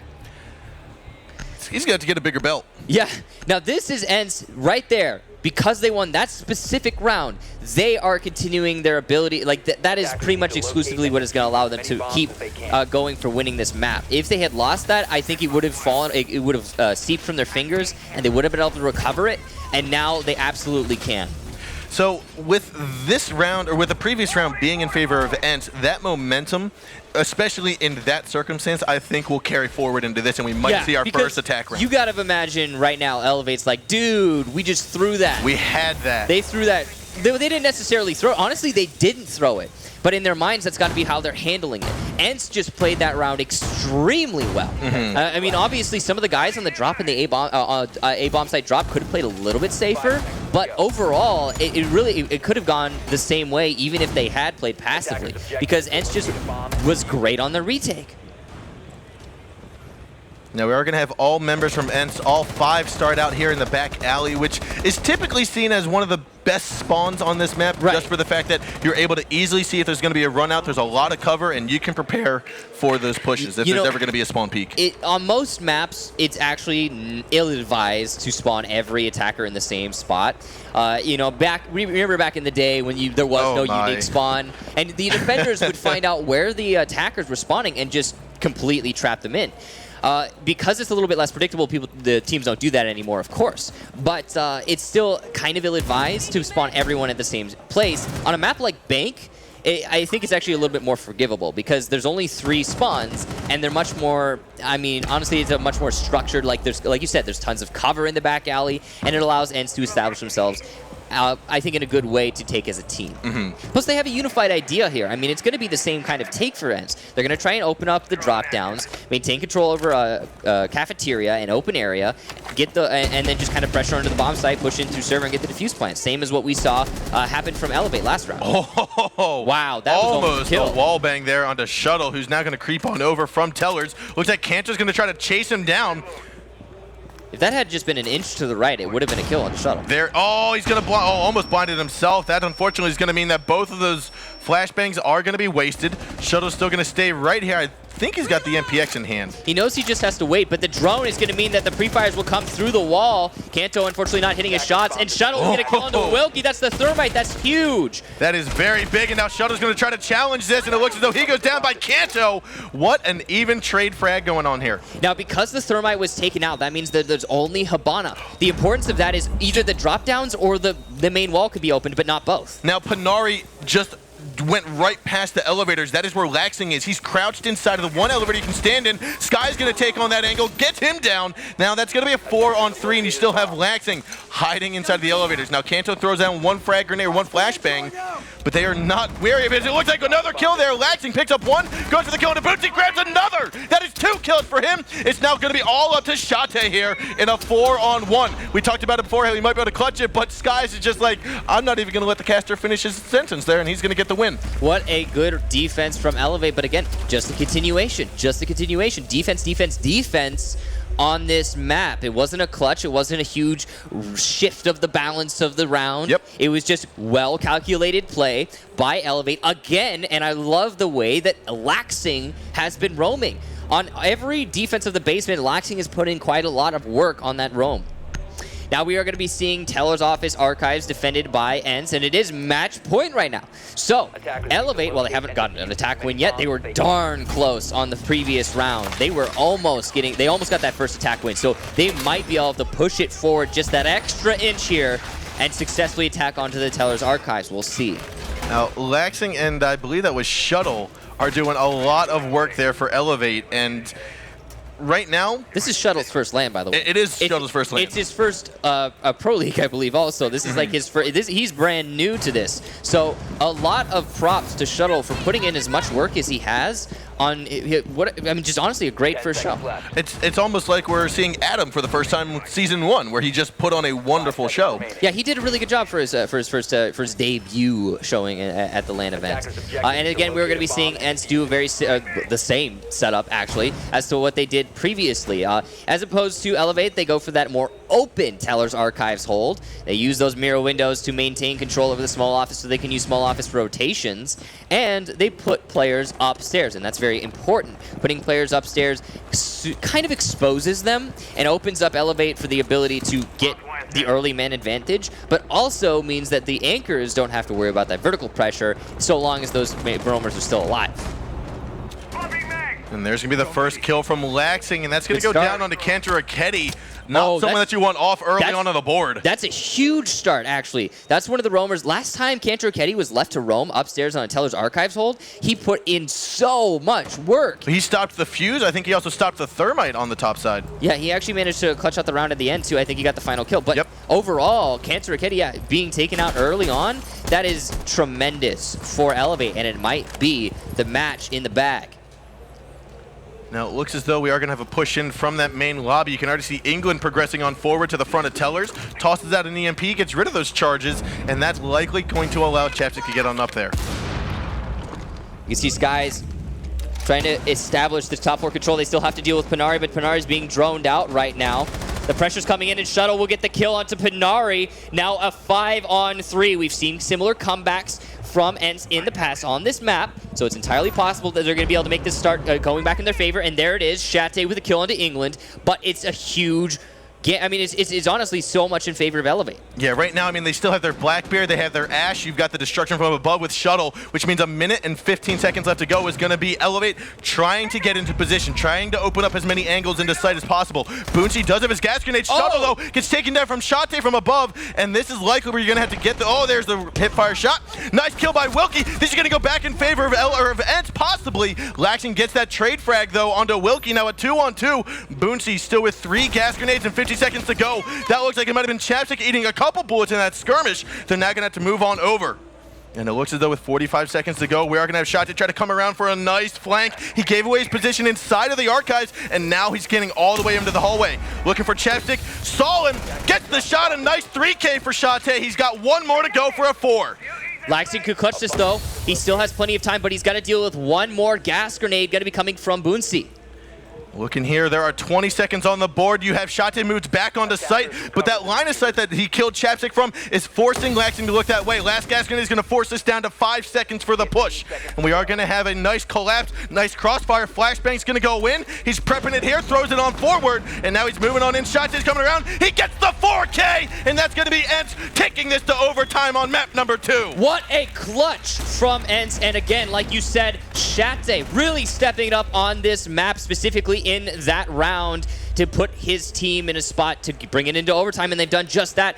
Now, every round that Elevate seems to have the round in the bag on attack has been just completely come back on by ENCE so far. I mean, we saw that attack onto the basement, now onto the Teller's Archives, where Elevate has every advantage. They've got the man advantage, they've got the vertical control, they've got everything going in their favor, and then just Shate stepping up and saying, no, we will not take you to a third map. We are going to win this outright 2-0, and luckily for ENCE, they are going to get defense first on this overtime. We say luckily, but at the same time, this has been defense, defense, defense, which means that if the trend keeps going, it's going to go ENCE wins this round, Elevate wins the next, and then you're on to your quote-unquote second defensive round. We'll have to see if that stays tuned. Well, yeah, but I mean, ENCE has had great luck on all of the bomb sites. Yeah. The thing is, like, no matter where they're defending, like on Clubhouse, I'd be 100% behind that statement, because like you're defending the basement and then you got bar. Yeah. Right, and that's kind of a drag. But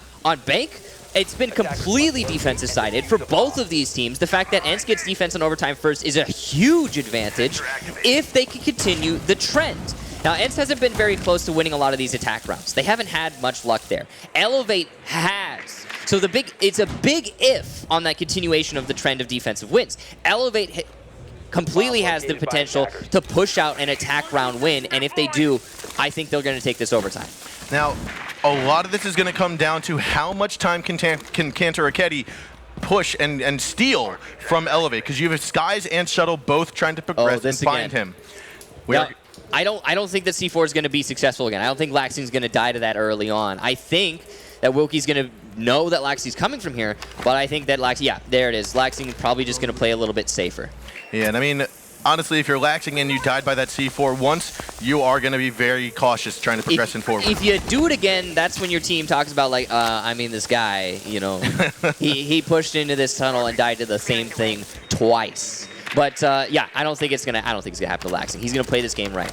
But elsewhere on the map, we do have Elevate taking control over the drop downs, trying to establish themselves above the bomb site, and it will actually force the 2 players in server out of server back into the bomb site, which means Laxing's gonna be able to push himself into server and have a lot of control. This is going to be just a prelude to a push into server from the Thermite to open up that wall into A and get that defuse plant right in the corner in what we would consider to be the default bomb plant, or defuse plant spot. Now, wall will get opened up, and like you said, that's default plant spot, which is what happens. Basically, you go on inside, turn around, and actually plant towards the outside. Now, this is all up to Boonsy again to toss those gas grenades forward. And there's no smoke right now. I don't think he's all the way on the B bomb site. He might not be able to hit this. He might not, but it looks like Shate picks up that kill into Skies, and that's going to be a nice flank coming on around. You have Skies and Cantor Raketti still coming around for the flank, and it looks as though Plant tries to go down. Boonsy will not get the gas grenade out. Plant will go down. He shot it. He shot that gas grenade. Plant goes down. That's the second one down. It looks like Chapstick and Skies both getting taken out of commission here as Shate comes around, and that's going to be a nice counter. Shuttle's still tucked around inside of the office. Cantor's going to be here. He knows that he's tucked around inside. Will he get the shot? He sees the head. Misses it. Goes for it. He gets it. Now it's all up to England and Laxing. Looks as though England's going to be on the right side in Kitchen, moving over to the open area. And now coming on through. You still have Laxing underneath. Looks like England tries to cover this and misses his target. Laxing picks up a 2K as Panari also goes down. It's all up to Cantor Raketti. He's got to come around. He misses the shot. It's Elevate. Going to win the first round of overtime. 150%. That round was Laxing, ladies and gentlemen. Not only did he get, what was that, a 4K? Mm-hmm. Not only did he get a 4K, but he also, more importantly, denied the smoke grenade. If that smoke grenade had been detonated, maybe the defuse plant would have gone down, because I think it was a little bit late, but we definitely would have seen the Thermite die to it. Well, it was ironic enough that right after that plant got down and the smoke grenade went through, you still had, I think it was Shate from above or someone kill off Chapstick. That was the Thermite. So he did die, but the matter of the fact was the gas grenade. You still got the defuse plant down. The plant went down, and I mean, I don't know how many times you actually see a gas grenade shot in midair like we just saw Laxing do. So it's interesting. I'm having some actual experience like with the LAN build versus the online build. Things like C4 and gas grenades are actually super easy to shoot. On LAN build, it's not hard at all. Online, I find it nearly impossible. But on LAN build, it's like, if you aim at it and you click on it, yeah. It'll be destroyed. It's pretty easy, which isn't the case online. So, ladies and gentlemen, the map, just in case you're wondering, is not over. That was just the first round of the time, and it will still be an Elevate win, by the way, on attack. That's huge. But we are going to be rehosting it up. It's just a little bit of a mistake there with the overtime rules on the host, and we were going to get that back underway soon for you guys. Yeah, and so this again is map number 2. We're still going to finish this off on Bank. It's 5-4 in favor of Elevate. And that means they are one round away from taking this to the third map, which is Kafe. It's 5-4, and like I talked about earlier, touched on this, is they won the attack, which means it's 5-4, and they're going on to defense. ENCE hasn't had a lot of luck on their attacks so far on this map. Elevate's come close twice and been retaken on by ENCE, but ENCE hasn't really, in terms of their attacks, hasn't been really kind of, very oomphy. I feel like this is probably going to be map 3. I think we're going to be bringing it all the way here. Elevate has been pushing pretty hard on Bank here. It seems like they're much more comfortable on this map than ENCE, and I think that is definitely going to result in, map number 3. So, I mean, this crowd here, so you and I are outside of the arena, which we're seeing on screen here, but I still hear them from time to time chanting inside, and it is tremendous to be here at Gamescom. We'll just talk about this for a moment, because this is the first time Rainbow Six has been at Gamescom, to my recollection, nonetheless the Pro League Finals. Yeah, it's pretty awesome to be able to come here to this event, and these teams obviously feeling a lot of, I would say they justified pride in being here today. A lot of, Elevate and ENCE both in this matchup have put in a ton of work to get here today. Not only through the Pro League, but after the Pro League in the offseason. The amount of practice invested in getting themselves here, and the prep for, for example, we had Border picked by Elevate, and we had Bank picked by ENCE, and they're going the opposite directions. Elevate lost on Border, and ENCE is losing right now on Bank. And I think that is just a testament to the amount of prep that both of these teams have done for each other. All right, ladies and gentlemen, let's head into our second map. Again, this is round number 2 of overtime. It is 5-4 in favor of Elevate, and we are going to have Elevate picking up that defensive round. Let's head on into the game, see what operators are choosing for this monumental round that's about to go underway. This is Elevate's round to lose. Their defensive rounds have been so solid throughout this entire map, and they are going to actually... they may change it, but right now, ladies and gentlemen, it's staff room open area. That is the first time we will see open area on this entire map, which they're going to go for it.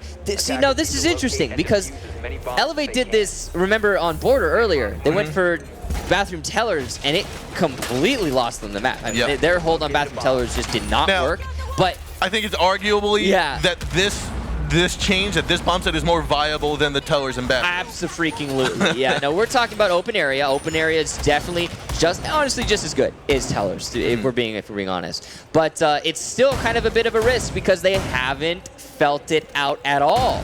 If they have complete option, they can go wherever they want: basement, tellers, CEO, or open area. And while I understand going to open area, again, not having actually played against ENCE eSports yet on this site, it means they're still kind of working with a question mark, an unknown.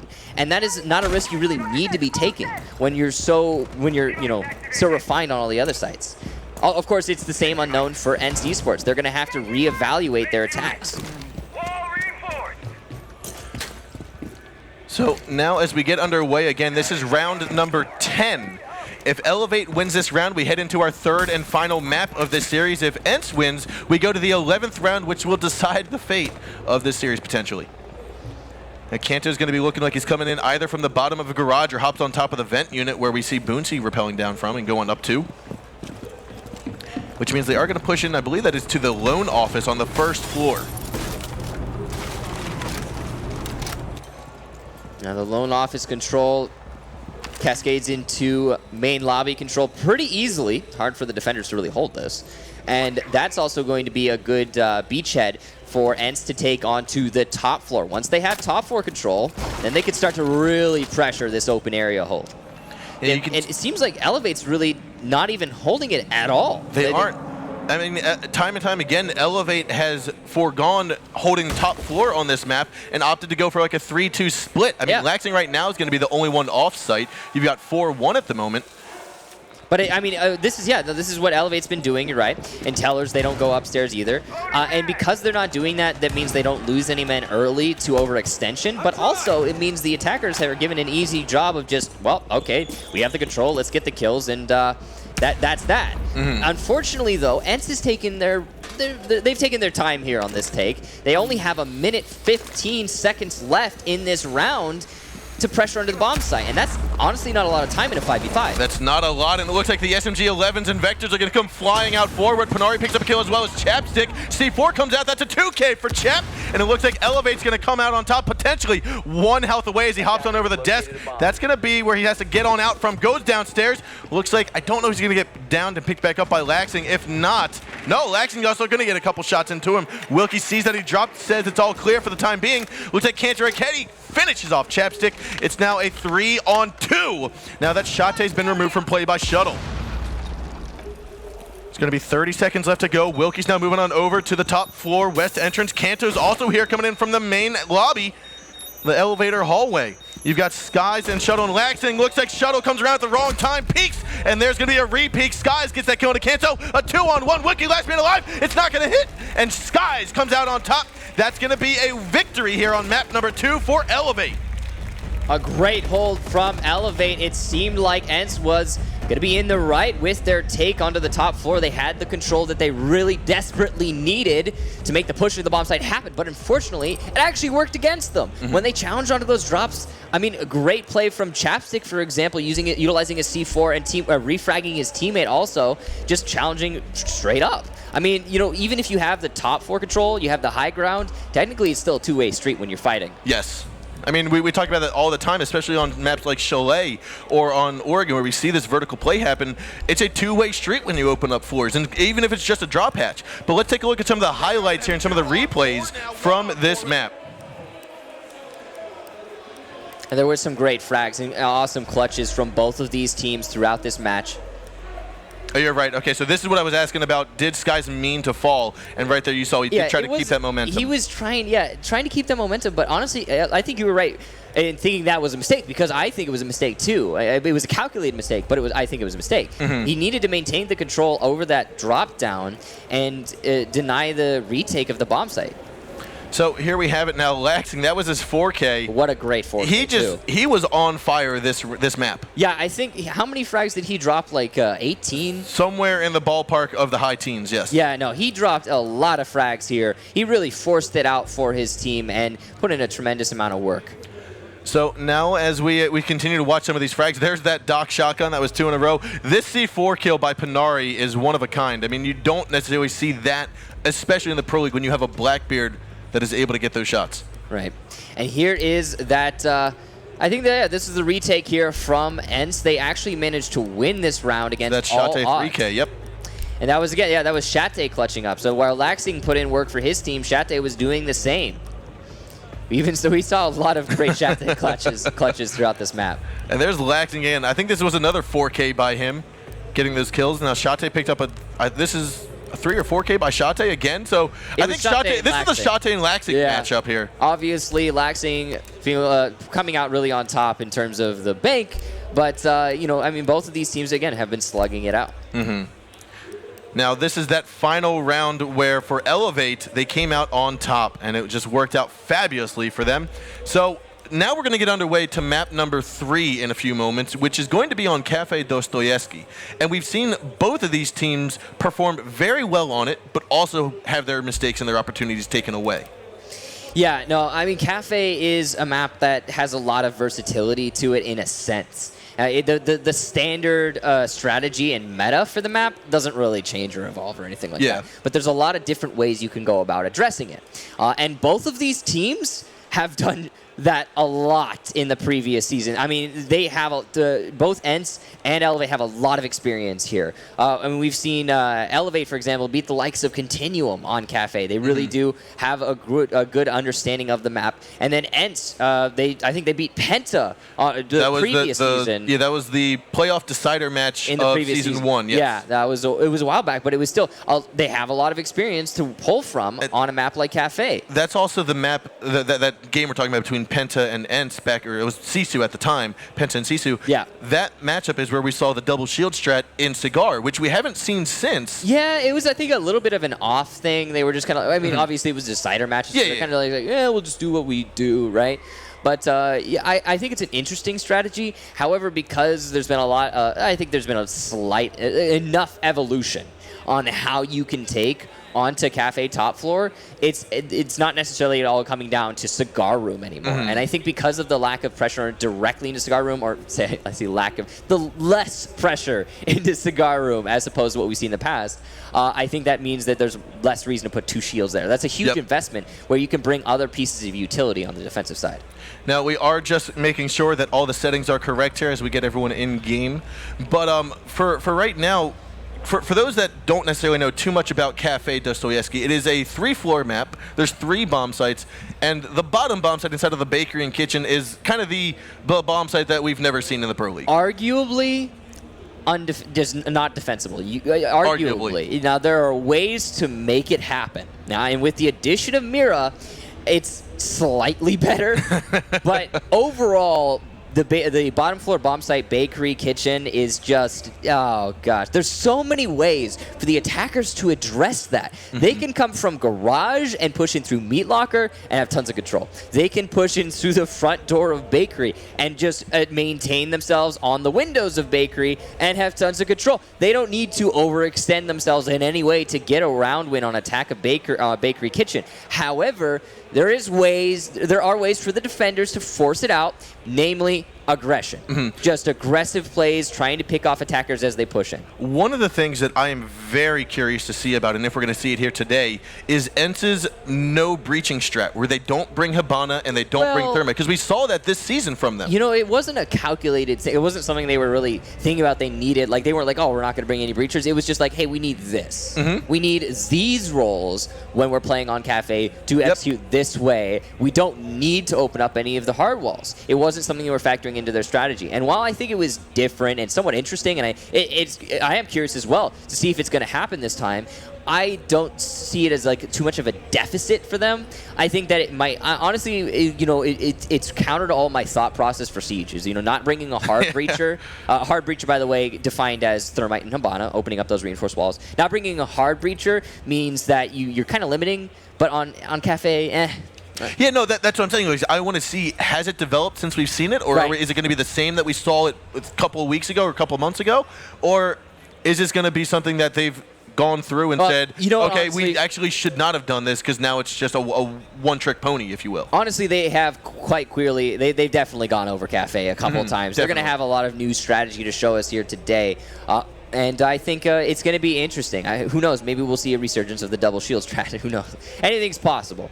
But yeah, no, I think in terms of not bringing the hard breachers, they could not. It's really up to them. It comes down to what and things they need in terms of an execution. I think from the Elevate standpoint, one of the things I recall from last season, I'm drawing a blank on this season in particular, was their push from the window side of Cocktail Lounge, and that kind of forcefulness onto the white stairs and the A-bomb site. Yes. Yeah, we don't see that very much anymore. A couple teams have chosen to use it. I think we might see it from Elevate today, and even possibly ENCE. But again, it's going to come down to what they've actually put in practice on. There will be some mix-up strategy. There has to be from one of these teams at least, because if it just falls into a typical meta Kafe map, then it's just going to be another one of those slugfests where the same rounds are won by the opposite teams. We'll see the same defenses won, the same attacks won, and it'll just be back and forth until we get to overtime match point. Yep. All right, ladies and gentlemen, it is time to get underway with the third and final map of this first quarterfinal series. Let's head on over and take a look at those bomb sites on Kafe. Again, we mentioned that there were 3 of them, this being the first one in the top bar and cocktail lounge, second inside a fireplace and mining room, third downstairs inside of the bakery and the kitchen. Yeah, and again, we're going to be seeing the 2 of those 3, I think, repeated over and over again. Now, Elevate, on all of the maps we've played so far on both Border and Bank, have been the ones to stretch it a little, but they're not going to stretch. I don't think they stretch that far. They're not stretching that far. They are not gymnasts. There's no reason they to. don't have that flexibility. Right? Nobody has that flexibility. It would the day that the basement or the bottom floor bomb site on this map is defended successfully in Pro League is the day that the meta has very much changed on a map like Kafe. But here we have it again. We are going to see these standard reinforcements going from the freezer and the bathroom facing the piano room, and that's typically where we'll see these mirror windows placed. We'll see Shate playing them, and again, this is one of these standard places to go. Yeah, very common. It looks like it's going to be a double mirror setup. They're going to go for both one inside of the bathroom, one inside of the freezer, and that's going to allow a little bit of versatility for the defenders in terms of positioning. They also have a castle barricade on the bathroom door, which means obviously the flank will be protected for whoever's using the mirror windows. I like the use of castle here overall from ENCE. Attackers are moving out to locate a bomb and defuse. They are actually going to be prepping the castle barricade from Cigar to Piano with those 11 melees. It takes 12 to break the castle barricade. And doing them all in the same spot means aesthetically it only looks like 1, but the defenders will be conscious of the fact that it is, in fact, 11. So that whenever they want, they can hit it once and have a surprise, we're looking at you onto any of the attackers sitting inside of Cigar. Might catch them off guard. Although, honestly, I don't think it will. I think that because ENCE has done that before. Yeah, ENCE has actually done that same exact strategy before. They put that castle barricade many times. It's in the VODs. Elevate has, I almost guarantee you, watched those VODs, and they're going to see the castle barricade and be like, yeah, that's 11 melee, and be ready for that to pop open at any moment. So now we're going to be watching Elevate get this drone game going inside of the piano room and cigar lounge, which is basically going to be their entry point. You're going to see Skies work his way down here first, get inside and realize, okay, got a castle barricade, sees the Valkyrie camera, gets rid of the default cam. They aren't paying much attention to that castle. They are a little not. bit worrisome.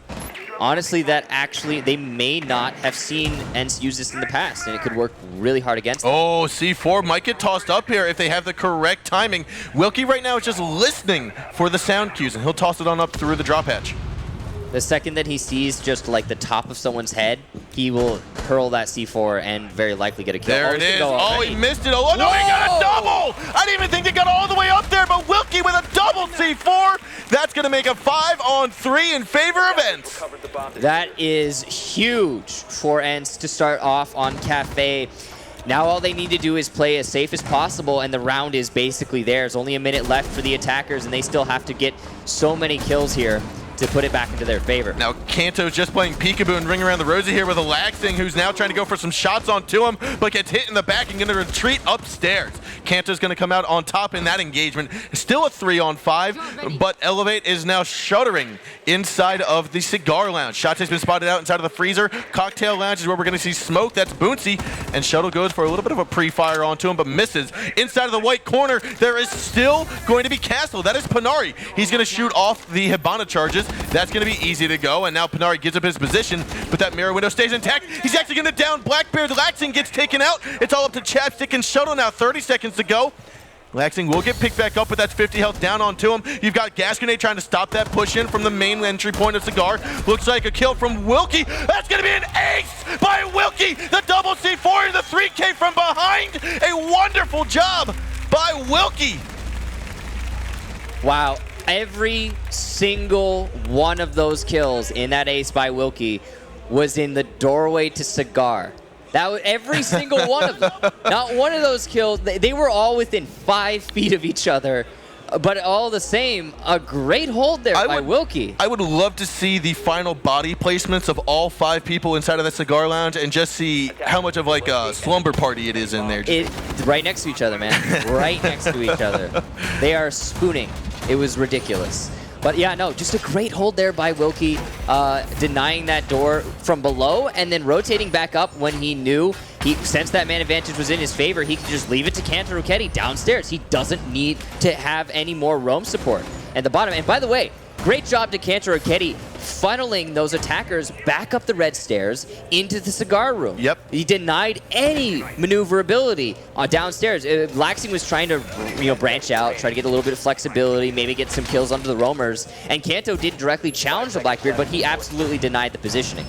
Now, one of the things, I'm going to go back upstairs to the freezer real quick. If I recall correctly, we don't typically see two castle barricades. One is typically put on the left door, the right side's kind of left open. This, unless they're going to have this crawl-through hole that England's making right now, that's going to be kind of just okay, we're going to keep people in freezer, and if they want to get out, they have to drop through the hatch. But it looks like they will be making this pass-through towards the back white stairs hallway. Bomb located by attackers. Still some late reinforcements going up, and it looks as though ENCE might be trying to push in quickly here. What happened to Skies? He took a lot of damage somewhere, somehow. Didn't quite catch it, but he's going to be on 1 HP, and he's going to be reset. That'll put him back at 50 HP. For those of you who are not familiar with Rainbow Six Siege, if you're watching this, the way that it works is you can shoot your teammate in the foot through a wall and down them 100%, and then pick them back up, and they'll have 50 HP. So when you're on one shot, 10 HP. You can only be injured once, though. You can only be injured once, so it's a pretty big deal. But it's still better, when you go into the next fight, instead of dying to one bullet from the attacker, you can tank 2 at least. It's slightly better. Now, I think if I recall correctly, this is one of the first times we've seen IQ or Capital in this series. We don't see IQ or Capital very often, and it is the first time in this series, absolutely. First time in the LAN, of course, even though we're on the first match. But yeah, it's a little bit surprising from ENCE. I'm curious what their actual plans are with Capital. Obviously, IQ just going to be denying all the cameras, but interestingly, there are no cameras from Valkyrie. It's all just default cameras because Elevate doesn't have a Valkyrie. They have a Pulse, which IQ is useful in countering, sure, but they've also only to an extent. They've also decided to bring the Bandit and take out the Jaeger.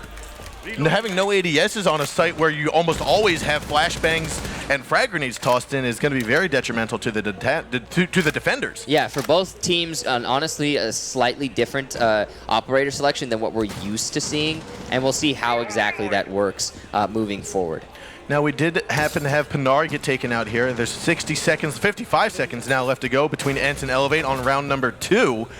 And we are seeing ENCE at the moment basically push their way into Piano. You are going to have Laxing try to hold down the hallway as Shate's playing from underneath. Right to his side is going to be Shuttle. I don't think he's going to look down in time. He's going to look left. Gets taken out there. A wonderful job, little nook and cranny that Shuttle tucked himself into.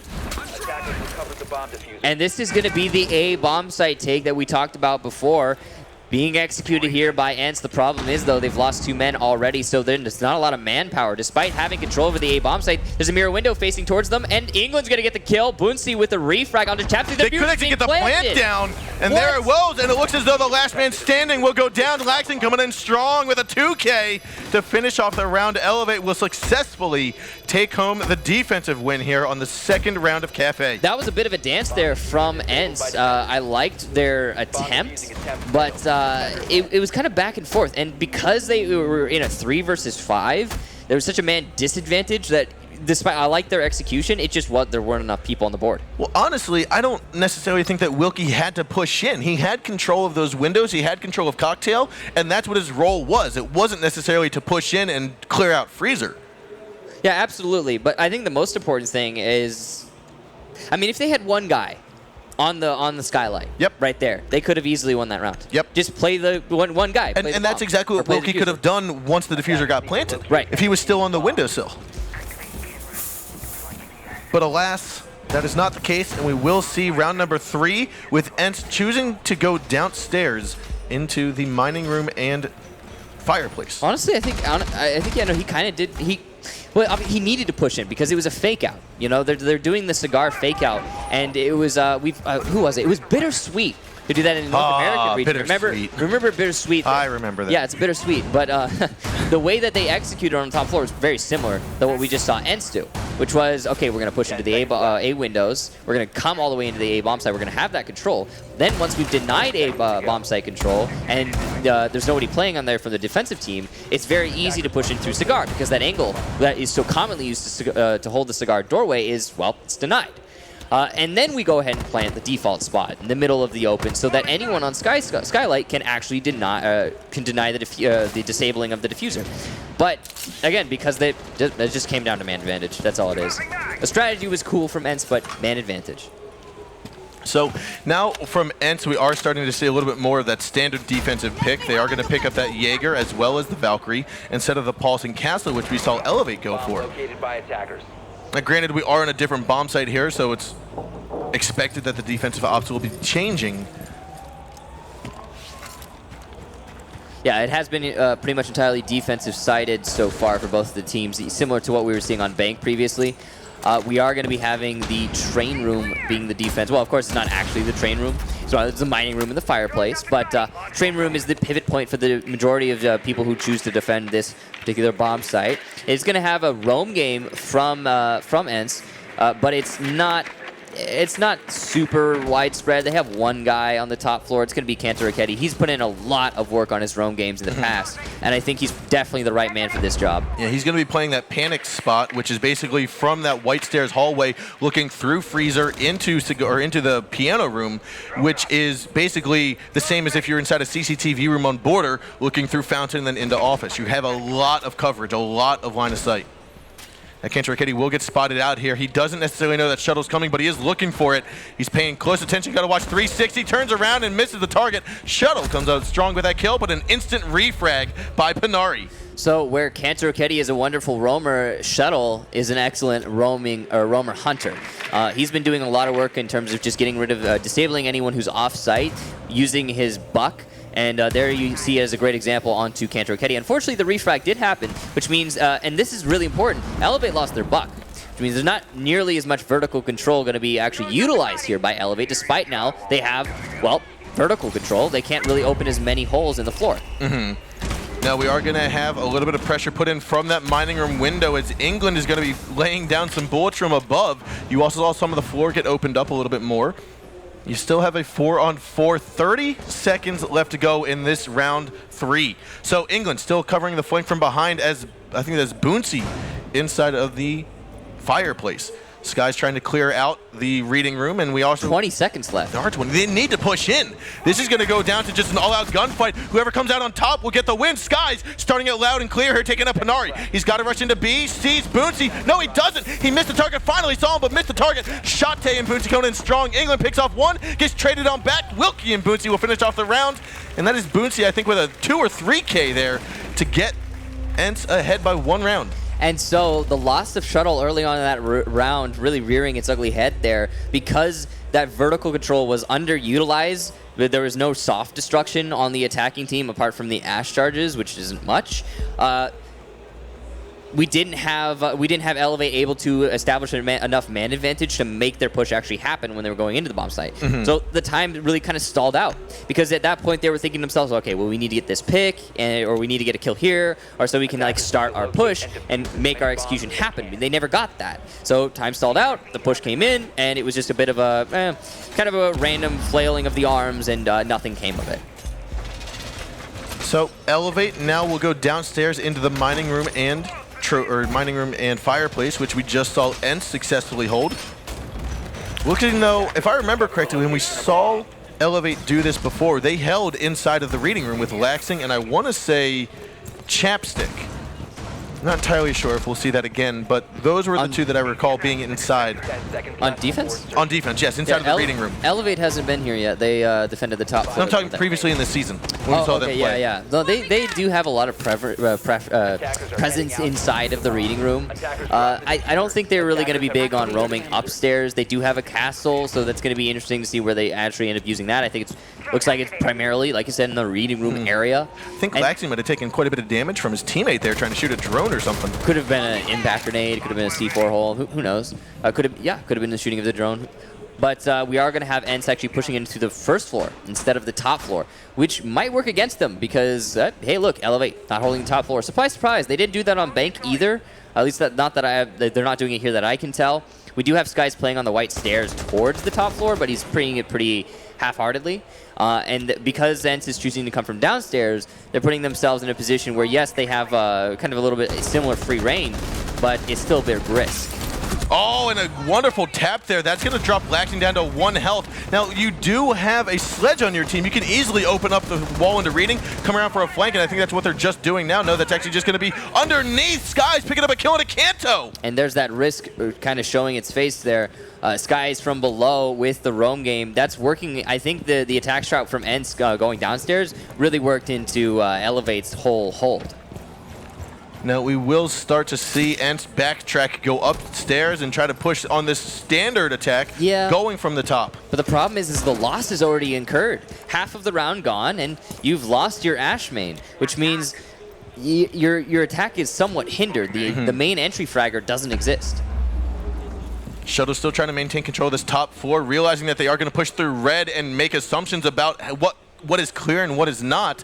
So Panari and Shate going to jump on down off the balcony of red and try to make sure they're not going to get flanked from below, but they are forgetting about above. Now with 60 seconds to go, we are still going to see a 5-on-4. Laxton's going to be at the bottom of red stairs. Now remember, there's a Claymore right here. He's going to have to shoot it, give away his position. England gets that kill on a Shate and then traded down by Panari. Shuttle now gets that Q to push on down from above as Laxton comes on up from below. And we are going to see this push in. Skies gets another 2K. And that's on to Wilkie and Panari, last man from Shuttle. That's going to be a 3K from Skies on this round. Good defense there by Elevate. Honestly, have to say, though, seemed like a little bit of a miscall there by ENCE. Choosing to come from the bottom floor, walked right into Elevate's trap, and because they couldn't, they didn't go upstairs, it just didn't work out for them. I mean, they read into it, though. They learned, in the middle of the round. But again, the losses were already incurred. It was a little too late. Yeah, the only thing that I would have done differently on that first push from underneath is once you identified the castle inside of the reading room, pressure from that main doorway, by the red carpet hallway, get Sledge to open up the wall. Because that was Panari. He was right by that wall with, I believe that was Kanto Raketti. He could have easily opened it up, come in for a nice side flank. Yeah, the possibility was there, or they could have just even had a teamwork Sledge play. One of the coolest ways I've ever seen Sledge played is where you have Sledge prep to open up a hole in the wall, and one of his teammates standing right there is as soon as the hole opens, they're ready to get the kills. Because normally when Sledge throws his hammer, he's got that delay switching back to his primary weapon, and he's super exposed. You can negate that with teamwork. It would have been really easy for them. Yeah, I was thinking that's what Kanter and Panari were planning to do, but I guess not. Looks like Skies came up and kind of thwarted that. Yeah. So now, ENCE, they are going to be going back upstairs. Of course, they were successful here in the past, as it has been an entirely defensive-sided map so far. Now again, for those of you who are just tuning in or walking by the arena here, this is the third and final map of this series. First map was on Border. ENCE eSports took that. Elevate took the second map onto, I believe it was, why am I drawing a blank on that map? Our second map. It was Bank. Bank was the map. That's why, because we barely play it. Yeah, we don't see Bank played, honestly, very often at all. It's completely forgivable. We are going to be seeing a reset here from on Kanto Raketti, who seemed to have incurred some damage earlier, maybe playing a little too aggressive towards white. I didn't quite catch what happened. Yep. But very simple reset there, using those gas grenades to take. I think they do 3 damage now. They used to do 5, same as C4, but I think when they change the projectile, they do slightly less. I'm not entirely sure. Either way, they are guaranteed down. It's not going to kill your teammate, so it's nice and safe. Now we are going to see Skies try to backtrack, go up on top of Bakery Roof, and then all the way to the top of the roof. Again, Bombsight is in this bar and cocktail lounge, so that means Elevate is going to have to take over control of the red stairs and piano, or try their refined push of the stairway or the windows on east, as well as the white staircase. Ooh, that's actually pretty bad. Every breaching round lost to an ADS is not good for the round overall, but the barbed wire will still be taken out.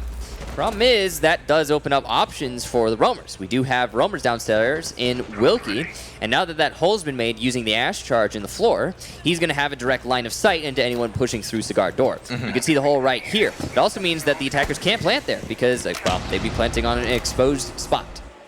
And most people choose not to plant there. They'll go a little bit further forward anyway, but still.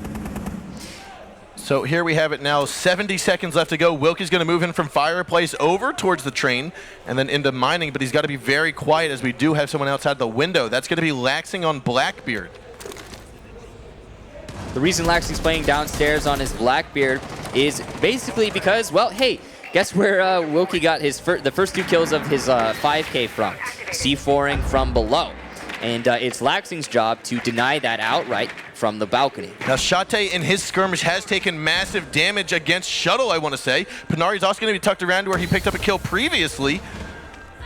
And it looks as though Laxing gets that kill into Wilkie. Unfortunately, that's going to be 1 C4 down. Panari answers with his own, but Skies in England, as well as Shuttle, all coming in with another kills back and forth. A 4-on-1. Kanto's got to get rid of this C4, get rid of the Claymore. Comes on over, and Shuttle already heard it and had his line of sight just masterfully placed. Ladies and gentlemen, the first attack round successfully pulled off here by Elevate. Great execution there on Kafe. You can see their coordination really coming into play here on this map. They seem to be in their own right now. They are performing incredibly well, and because the C4 didn't come from below, as they rotated Laxing downstairs to the balcony to hold that C4 because he took out that Wilkie, the attack was pretty straightforward for them. Wilkie obviously playing a huge role in their overall hold on that top floor for ENCE. Now, I think it's worth noting here that both of these teams, they talked about how, we'll call it disappointing they were in their play last season at LAN. They both were first rounded, which means that one of these 2 teams, either Elevate or ENCE, will unfortunately fall to that same fate again. They will be heartbroken either way. You know, I honestly, it's going to be worse if ENCE can't bring this back. If ENCE can't get an attack win here and keep themselves getting on a match point, it's going to be pretty bad because they have been the last 2 players in the entire Pro League that have been to every single LAN event are Boonsy and Wilkie on ENCE eSports. The last 2. They are the most veteran players in our entire Pro League. And if they can't finally, and they've never won, if they can't finally get a win, they've been to the semifinals, they've been to the grand finals, they've been to the quarterfinals. They've never secured that first place. They've gone all the way. They've been everywhere, man. And it would be not winning the event, okay, but they need to be able to make it past this first round. But it looks like right now, from what we're seeing, Elevate are going to be able to push themselves into winning this map on Kafe and the match overall, which unfortunately would be the end of ENCE for this final. Yeah, now as we do get underway, there's still over 2/3 of the round left here. We are going to spot ENCE try to give a lot of pressure from above, as Bombsight is going to maintain itself inside of the bar and cocktail lounge. So ENCE really needs to get this attack win. This is the most important round, I'd say, of the entire map because Elevate got the attack win on the previous one. If ENCE doesn't win here, then it is going to be match point, and Elevate are going to be very comfortable with that lead. Now, just by judging where we're seeing ENCE, it looks as though they're going to try for this east window push, but at the moment they seem to be very spread out. So I'm hoping they can condense themselves, either get a little bit more coordination going. Laxing's still going to play downstairs inside of the cold room corridor, and he's got, I think, Panari from below. No, looks as though Kanto's going to come up for the side flank and actually grab that kill down the hallway. Good start there from Kanto Raketti. Now, Man Adventure just slightly in the favor of ENCE, but they really need to extend this further. They got to get this win. Shuttle's going to refrag it onto Panari. This white stairs push not working too well.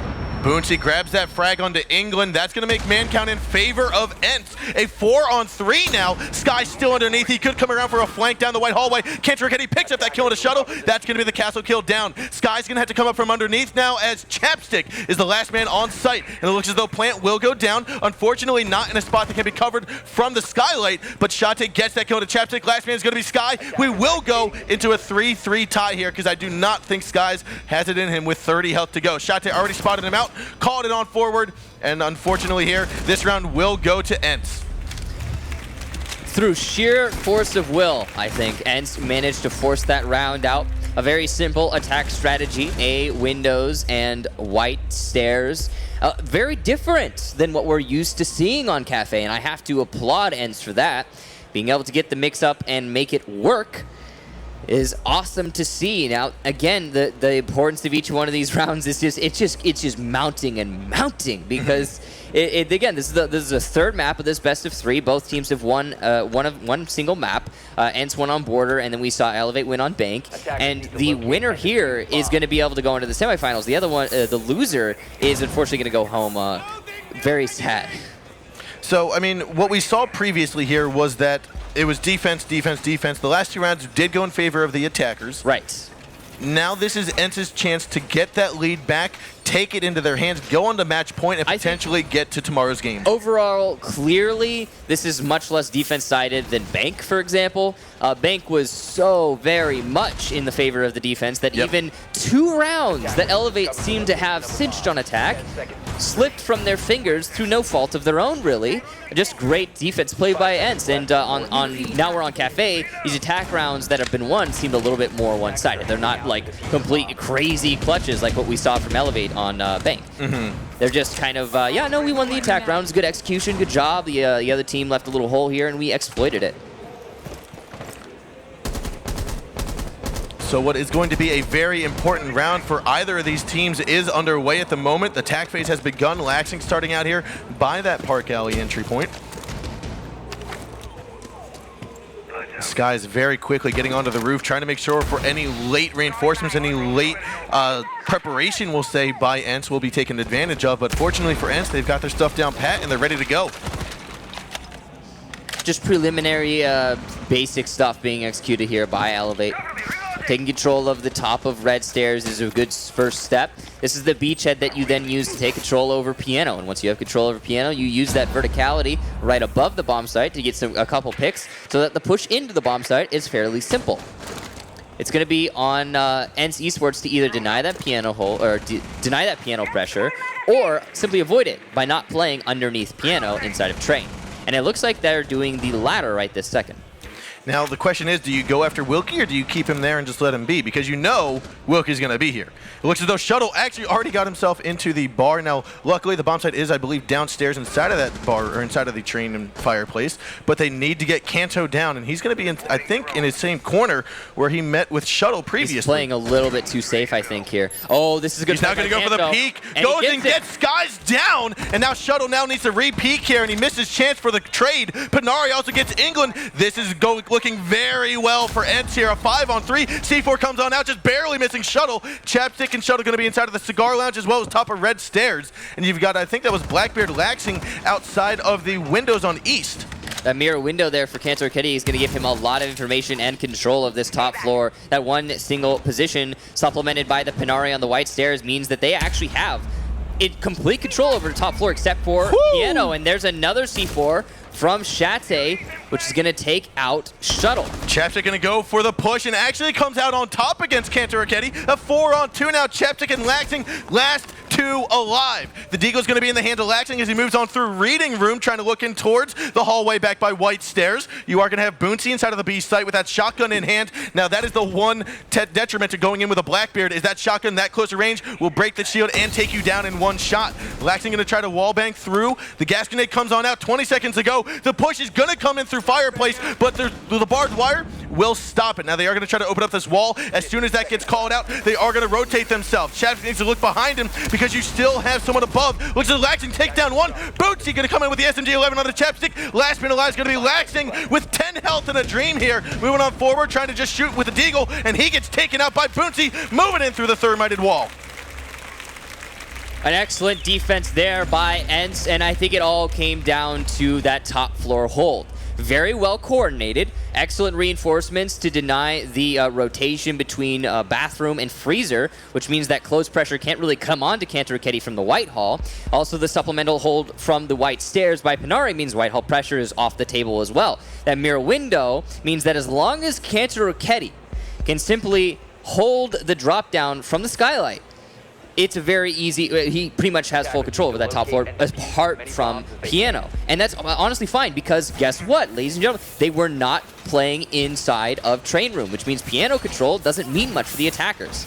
And this instance, that really shined through. A great top floor hold, forced Elevate into an attack they didn't really want to execute on.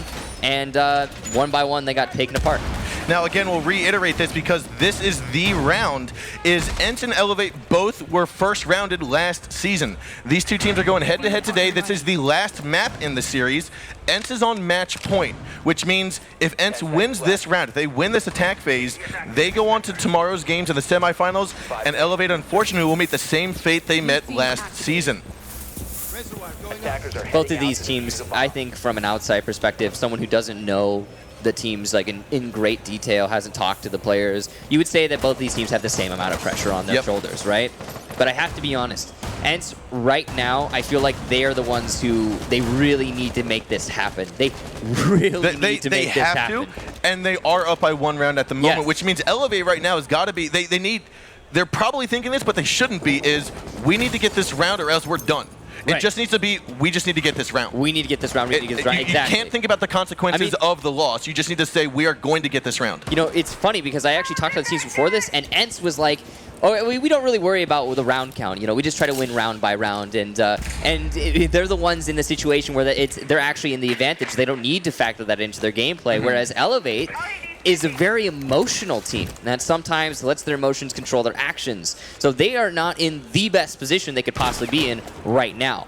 I think, though, if any team's going to be clutching it up against ENCE, and when they're at this deficit, it's going to be Elevate. More importantly, they're on defense, which means their hesitation is actually going to be to their advantage. It's not going to work against them. It's not going to hinder them on attack. They will be able to play patiently. They will be able to play safe, and it will work for them.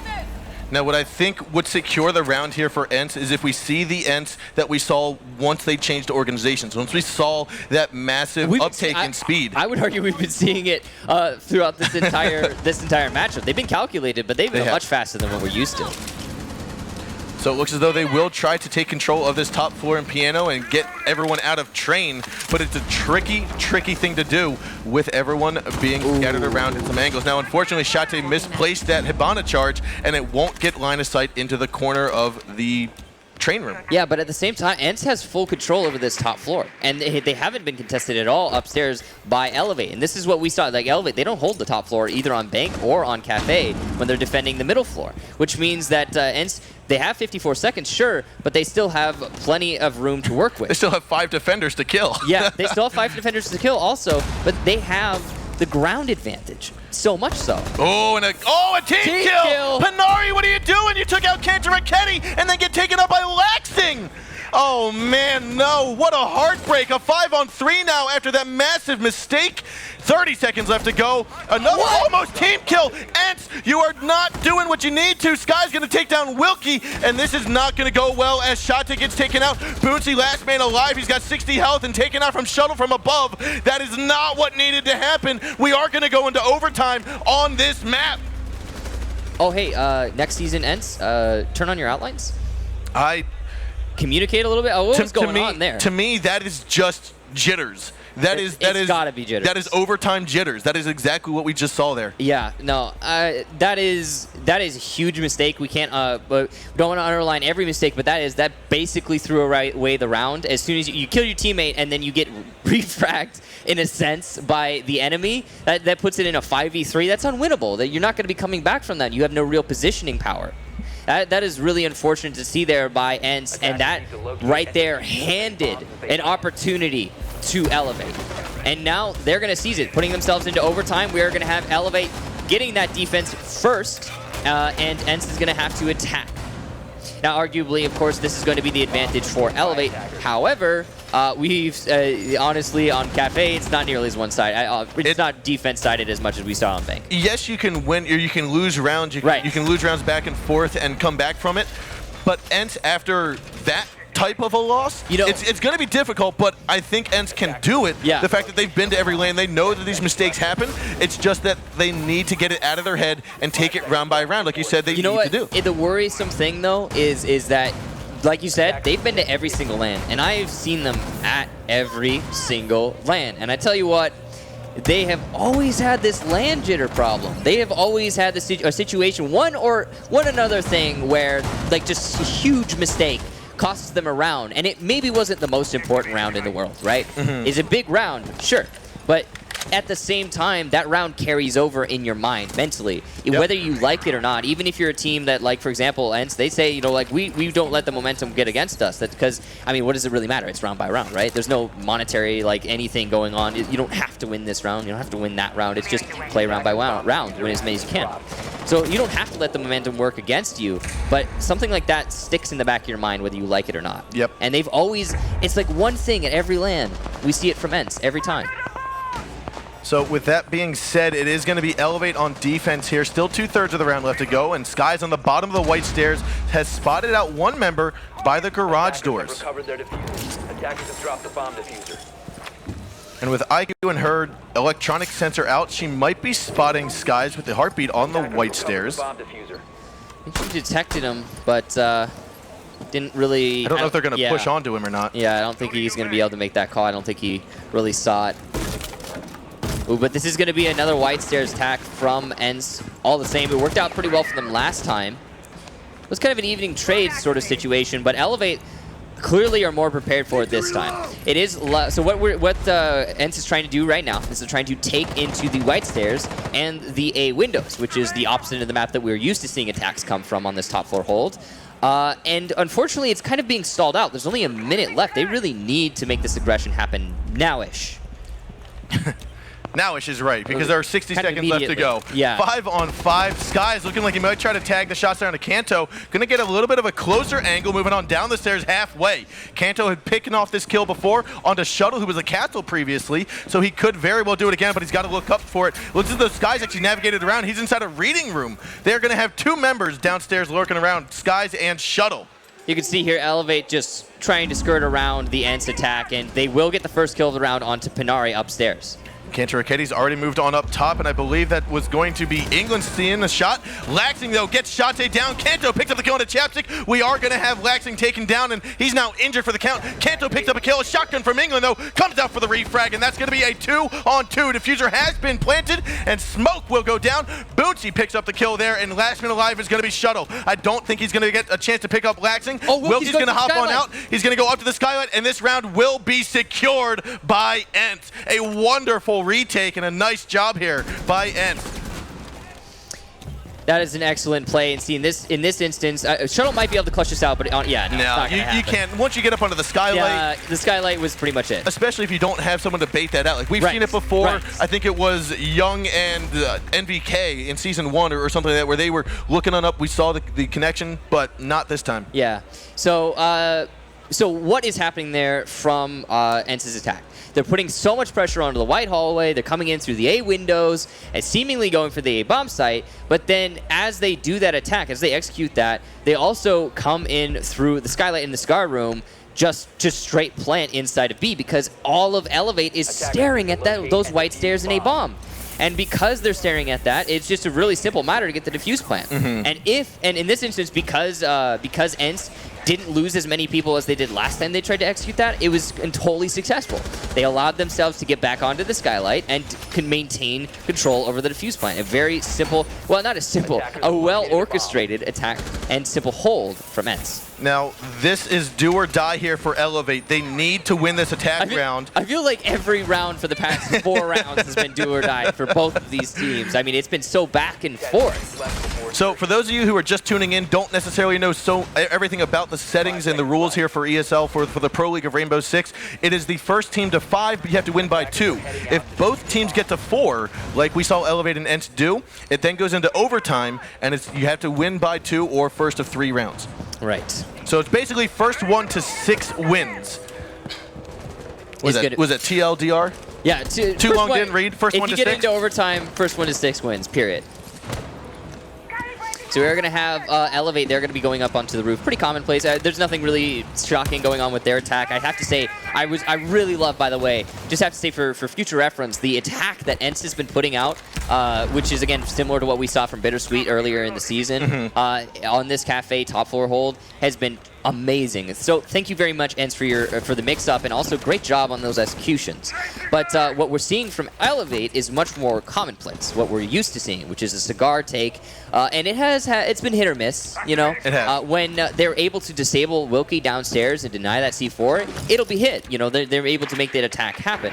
But when they're attacking onto the top floor and they're not able to do that, it kind of goes in the opposite direction.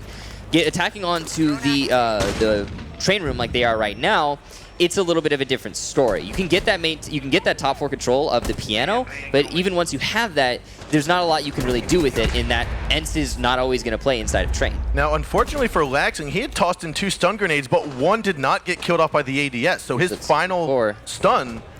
Is Wilkie going to get another one here? Oh, we didn't see him. Toss it on up, there it goes, gets another C4 kill! Wilkie, that is his 3rd one in that same spot. Wonderful job, that is the first kill into ENCE on what could be the final round here for this first quarterfinal match. I think half of Wilkie's kills might be in that same exact spot on this map.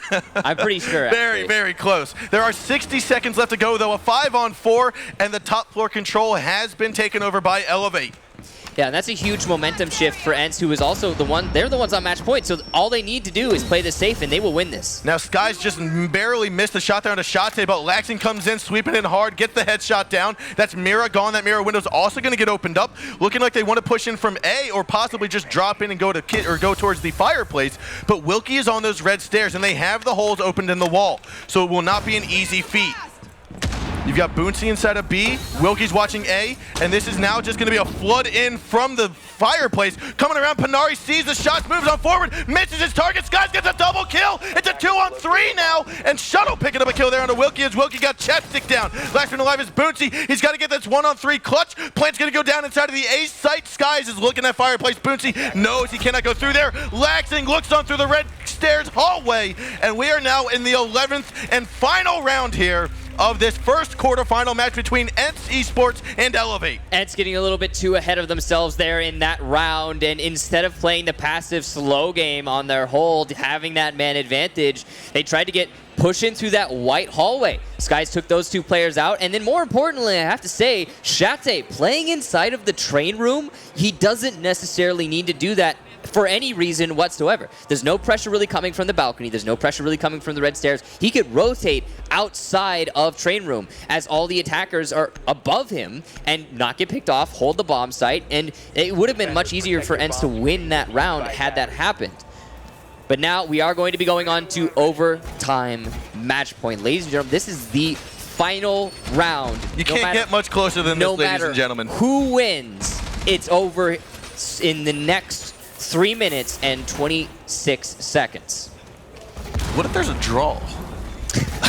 We have seen draws before. They have been prevalent in the Pro League. Okay, so no matter who wins, assuming somebody win. actually wins, it's over in the next couple minutes. So again, ladies and gentlemen, this is the 3rd and final map in this best-of-3 series between ENCE and Elevate. ENCE took the first map, Elevate took the second. Could you imagine? We'll have to stay tuned for 3 minutes to see who wins this final round and makes it to tomorrow's semifinals. Could you imagine if they were a draw here in this situation? It'd be incredible. I mean, both these teams have proven that they are evenly matched, to be certain. This has been a very back-and-forth battle, a pitched battle between these 2 teams, but it's, you know, I can't call it. I can't call who's going to win this round. No, you cannot make this call. It's going to come down to one fatal mistake from one particular player that will allow somebody to capitalize on it, and it will cascade. In all honesty, the mistake last time was on this site, and it was the team kill. ENCE had pushed onto this site, and that was the mistake. They were taking in from the white stairs, same as they always have, and it looks like that's probably what they're trying to do right now. And it was that team kill followed up with some more team damage that resulted in them losing the round. Now they're not going to do that again. No, we do have Laxing, though, inside of Reading Room where he was before when they tried to push up from the Biome restaurant area. Yeah. Guy's also going to be inside there, so they're going to hold down onto it double, along with Chapstick inside of the corridor. A big factor here for this attack from ENCE is going to be getting rid of those players inside of Reading Room. If ENCE is not capable of doing that, then it will be, I think, honestly, that'll be what causes Elevate to win the round. They can't really get around it. They can't really get around Reading Room when they're trying to attack in through the east balcony and the white stairs. There's going to be one Valcam gone, and Wilkie's going to move on out of there. Now, they're progressing fairly slowly. Oh, this is so dangerous. Skies is right inside of the laundry Skies room. can run out at any moment. See you on the other side. He's just waiting patiently. This is the smart play from Skies. Very smart. Now he's going to rush on inside. Chapstick still holding on to the corridor there. Chapstick is going to be the bait for Skies. You're going to see Chapstick just play up and down, standing and proning. Shate, though, picks up the first kill into England. What an This angle. is going to be a nice kill. Looks as though Wilkie also taking quite a bit of damage in the skirmish. Sky's going to be right here. They are not looking. He can get this 3K. He's just going to move over. He takes one. He doesn't know which one to kill. Skies gets one, but Shate turns around, grabs the frag, and Chapstick gets the refrag on him. A 2-on-3. C4 comes out. Boom, it goes down. It's all to Panari. No! It's going to be Elevate. GG taking home the win. They're going to make it to tomorrow's semifinals. Congratulations. What a win from Elevate, and unfortunately a heartbreak for ENCE. It all came down to that last round, ladies and gentlemen. No major mistake made there, just one big mosh pit, and Elevate managed to come out on top. What a round. I mean, that thing was over in 30 seconds at the very end.